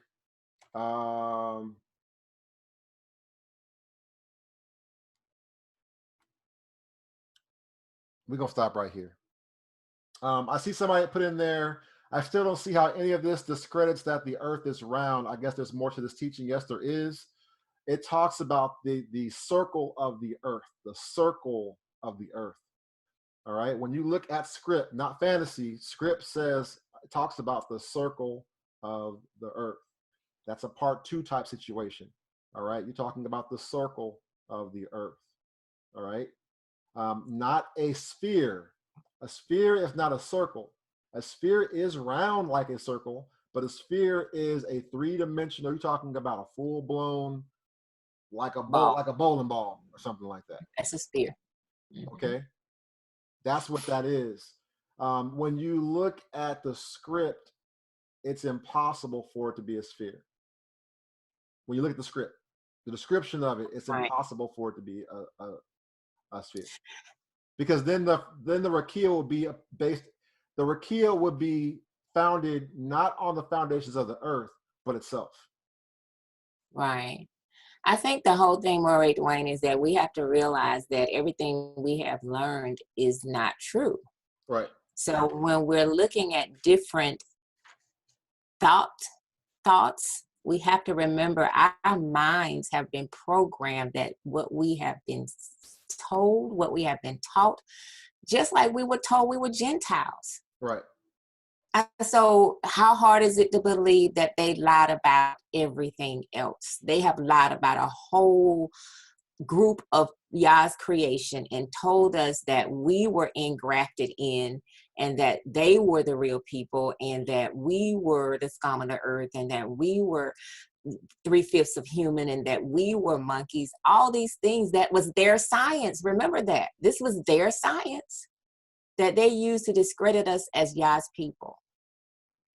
And it brings tears to my eyes sometimes when we are faced with truth that is in our scripts, that is more truth, and we have such a hard time turning away from Eurocentric pagan ideals. And we are hard pressed to dig into the scripts and say, if they lied about my being, they have lied about Yah's creation on other areas too, to suit a narrative. We are wrestling not against flesh and blood, family, please believe this. This is wickedness in higher places than we could ever. You get into that part 2 right there. You get into that part 2 right my. now. You good. See that part 2, that part 2 goes into the principalities. Right. I'm over here breathing hard. It gets into it gets into the powers of the air. Right? Yes. You're dealing with a situation here when you're dealing with the host of heaven. Mm-hmm. Oh man, I'm gonna stop. I can't. I'm gonna hold back. I can't do it. We've been at this for a minute. Thank you. Thank you. Like I said, I do got a part 2. My foundational teachings are a little bit longer, and we kind of go into more stuff like this. Part 2 is going to springboard off this to kind of reinforce what we just talked about, and then we're going to also deal with the host of heaven. Okay. It's very, very important to understand what the scripture says. And again, we're going to dig into a lot of script on this, and it's not going to be surface. I mean, we're going to get into all the different books to break down what our ancestors, our forefathers and foremothers believe, not some new school scientists and folks that are wizardry and deception, like they're masters at wizardry and deception. We're dealing with, what does the script say? I mean, there's a lot to it. I'll leave it at that. But part 2. Yeah, go ahead. I have a question. Yes. So generally, when you do these Zoom calls and you record them, yes, you make it available on your YouTube channel. Potentially, depends on, but yes. Okay, that's how I know of you. Mm-hmm. So my question is, this seems like the kind of information that Google, the parent company of YouTube, probably would not allow you to post to YouTube. So do you have a secondary source, like a website or something outside of YouTube, where you would be posting this recording? Yeah, I do have a Facebook, and I also am working on a website. So we do have rebirthofanation.info, and then I'm working on another website that's not ready yet, but it's for Hebrews to connect. So I would be able to potentially see this this recording at rebirthofanation.info? Yes, that's a potential. Okay. Yes. But I'm gonna give you, hey, listen, I'm already in I've been banned on YouTube for live streaming, so yeah, like see how that goes. They're not gonna let you put this information out on their platforms. That's not gonna happen. Not with the stuff you've been talking about today. It's not happening. We will see. I'm gonna give it a shot. I might put it in the Google Drive for you guys to be able to download if you want.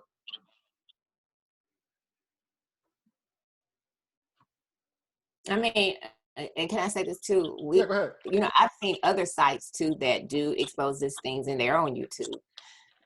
Jason A, and I think it's a lot of other platforms that are not quote unquote Hebrew platforms, but they do those videos that you saw him pointing to. He was only pointing to videos that were already posted. So sometimes we have to just trust the Most High Yah and see what He is able to.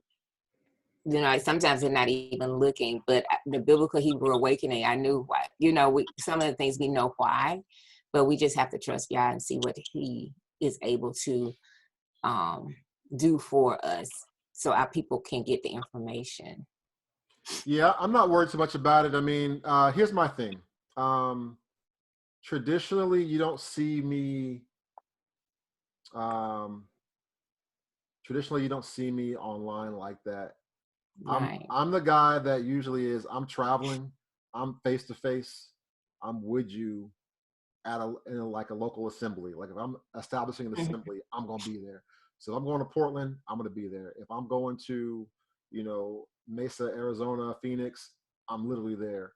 I'm more focused on this right here. Like the people that were on this call, we got 17 of you here right now. We had 25, 26 earlier. I'm here for you right now in this moment. Those, if we're not able to get the live stream recorded and get it out there, it is what it is, but I at least made it available for people to join in if they chose to. So, but we'll see. Most High, we'll see what he does. But we in here now. So I appreciate each and every one of you joining for this. I wasn't sure how it was going to go with so many people on a platform like this, but it worked out okay. I plan on doing more lessons like this. Most of my lessons are pretty in depth. They go pretty, you're going to be on it for a minute, at least probably 2 hours at the minimum. If I go real, keep it tight, hour and 20 minutes, hour and a half. But for the most part, it's going to be at least 2 hours. I need to get out as much as I can. And I actually have another Zoom call that I did yesterday that I will probably release tomorrow. So I'll upload it tonight for tomorrow. And that deals with 5G and the coronavirus. So we'll see what happens with that one. Yeah, that was good. Me and some of the brothers were talking about that. But yeah, any other statements, comments, questions, whatever. It's a lot of information to process, a lot to wrap your mind around. Why would they do such a thing? But go ahead. So I just wanted to say 3 things. The first question is the stratosphere. Is that the highest sphere before the firmament? That's one. No. Okay. No. Okay. Go ahead. What's your other questions? So the other question is, what do you think about the International Space Station? I got mixed feelings on that. I think it's a combination. I do believe that there's something physically there, but I don't think what they show you is the truth. I think meaning there's something up in the atmosphere or in the stratosphere, low Earth orbit, okay? That's doing things, whatever its real mission or assignment is, okay? But when they show you the people, like astronaut Kelly, yeah, all that stuff, they ain't going nowhere. They're not going nowhere. Okay. Even when so real talk, keep it real. I'm a 70s baby, but really I grew up in the 80s, okay? And some of y'all might remember, I remember when the Voyager, I'm in class and they wheeled the TV out and they're like, all right, kids, it's the Great American Event. And all the kids were home from school or they were at school and we're sitting there taking break from school and they brought the TV out and it was a global event. And for America, it was real, man. It was real. This was going to be it, baby. We was America. They rolled that TV out and we watching it live. And we saw them, the whole expose on the different astronauts, and they shaking hands and they saluting and stuff. And they go in and they show them like they're walking to go do their thing and go up the elevator and all that kind of stuff. But you never really see them go in. They just walk into like a little tunnel and then they done. That thing shot up and we're all watching. Oh man, this is amazing. They doing it thing. And it blew up. Yep. And now the teachers all across America had to be like, oops. Click. Well, kids, we're going to call your mom and dad and have them come pick you up.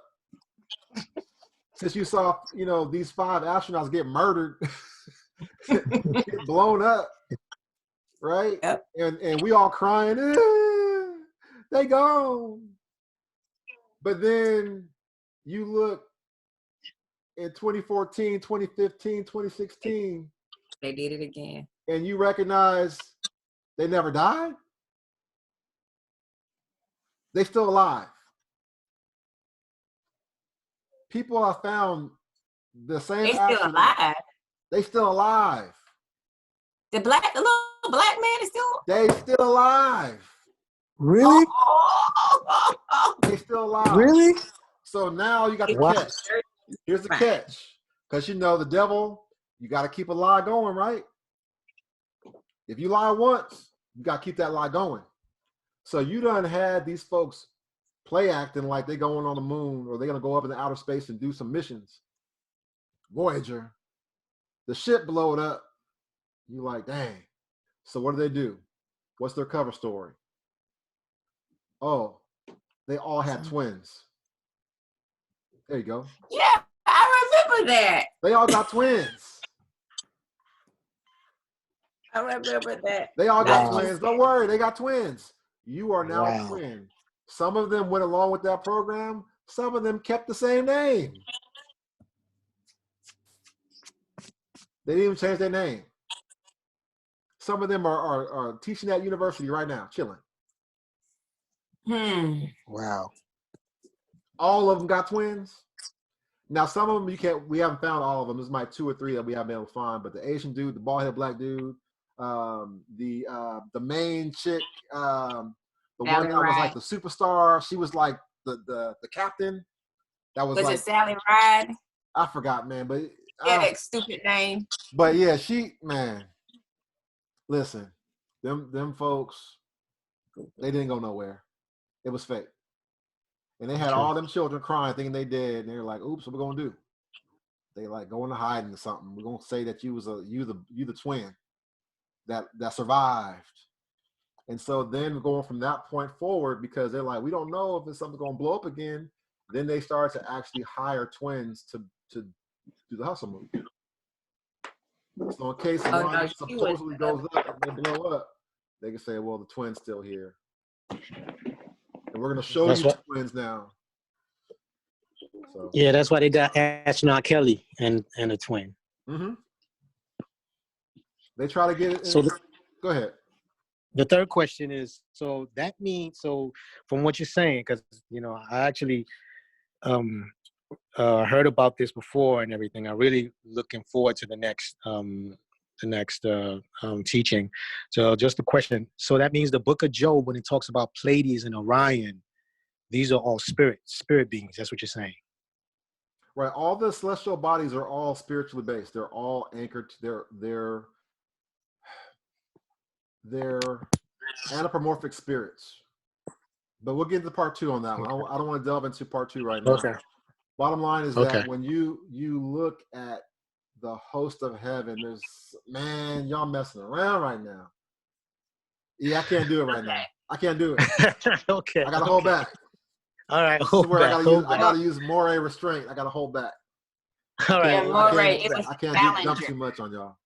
Hold back. I'll wait. Uh-oh. Go ahead. Moray, it was the Challenger explosion. Challenger. In 86.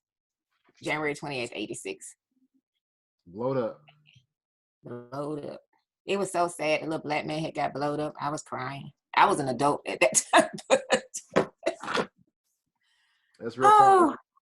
Yeah. So yeah, we're gonna get into all that in regards. Man, y'all messing with me right now. Yeah, I can't go for time's sake because I've dumped a lot on you guys right now. And I mean, I know we ain't going nowhere, but still, I want to be respectful of your time.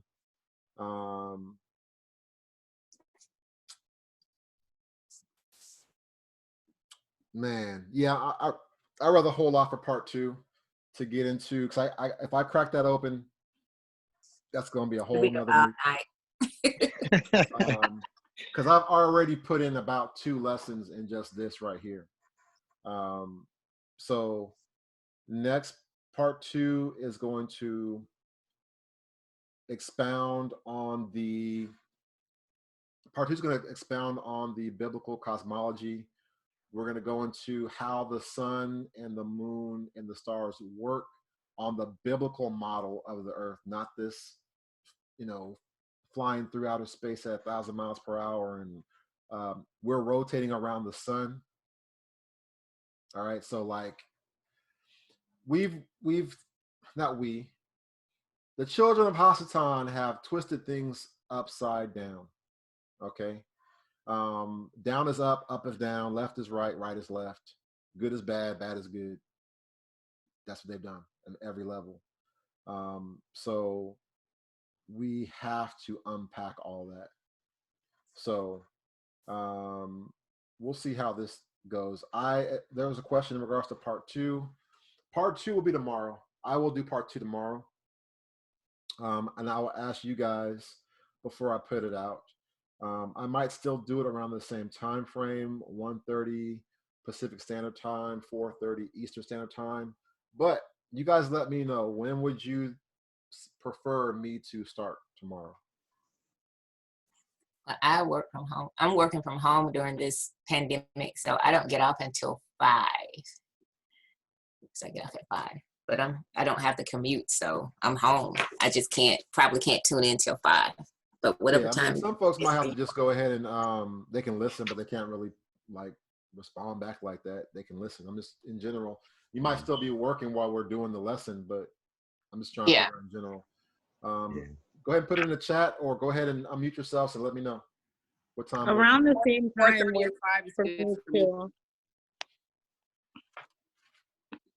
Sorry, 4:30 Eastern or 5 Eastern is good for me. Oh, Eastern. Either of those works for me. All right, I'll go ahead and keep it around the same time. That way it'll allow people time to come in. So again, tomorrow we're going to be digging into like deep in the script in relation to the cosmology, biblical cosmology, which is also again tied to the spiritual beings that are a part of the host of heaven. Because everything is contained that deals with us is contained from the Aretz to the Shamayim with the Rakia that separates the Shamayim from the earth below. So, and man, I'm debating on doing this. All right, so I will touch on below the earth, but not likely tomorrow.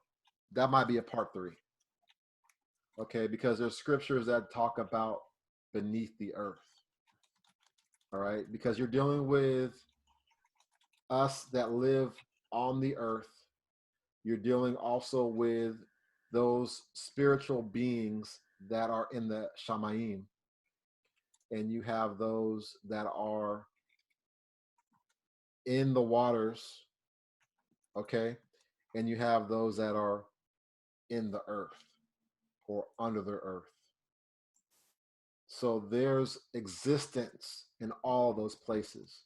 So I'll touch on that, but I'll touch on it. My main thing is, again, I'm trying to build the foundation for us so that once we start going into, again, from here, the biblical cosmology of what is, then we can start piecing together your days, your moeds, the feast days, the appointed feast days, and understanding of the moon and how to calculate. Now, I will tell you, I'm going to try to be as unbiased as I can when I get to certain aspects of when you're dealing with the biblical calendar. But so will all that be tomorrow?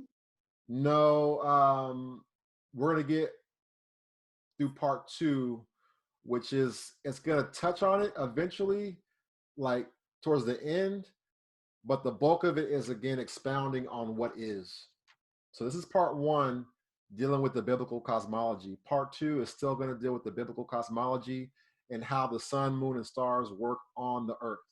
Because before you can rush and jump off into new moon days and Sabbath days and these different months, right? Whether we're using pre-exilic Mosaic understanding of the appointed times, right?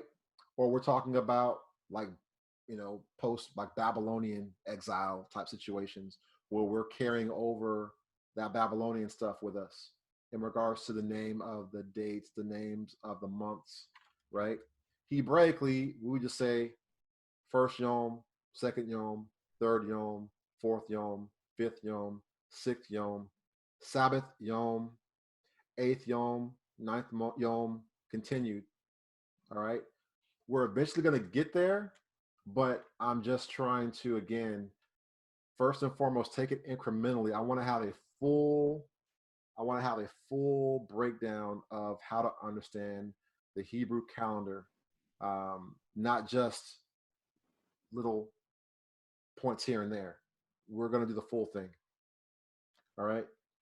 All right, y'all. Any last parting statements, questions, or comments? Because I'm about 30 seconds to a minute from praying out and ending this. So anybody have anything else they want to say, comment, statements, anything? Thank you. Thank you very much. Oh, you're welcome. Yes, thank you.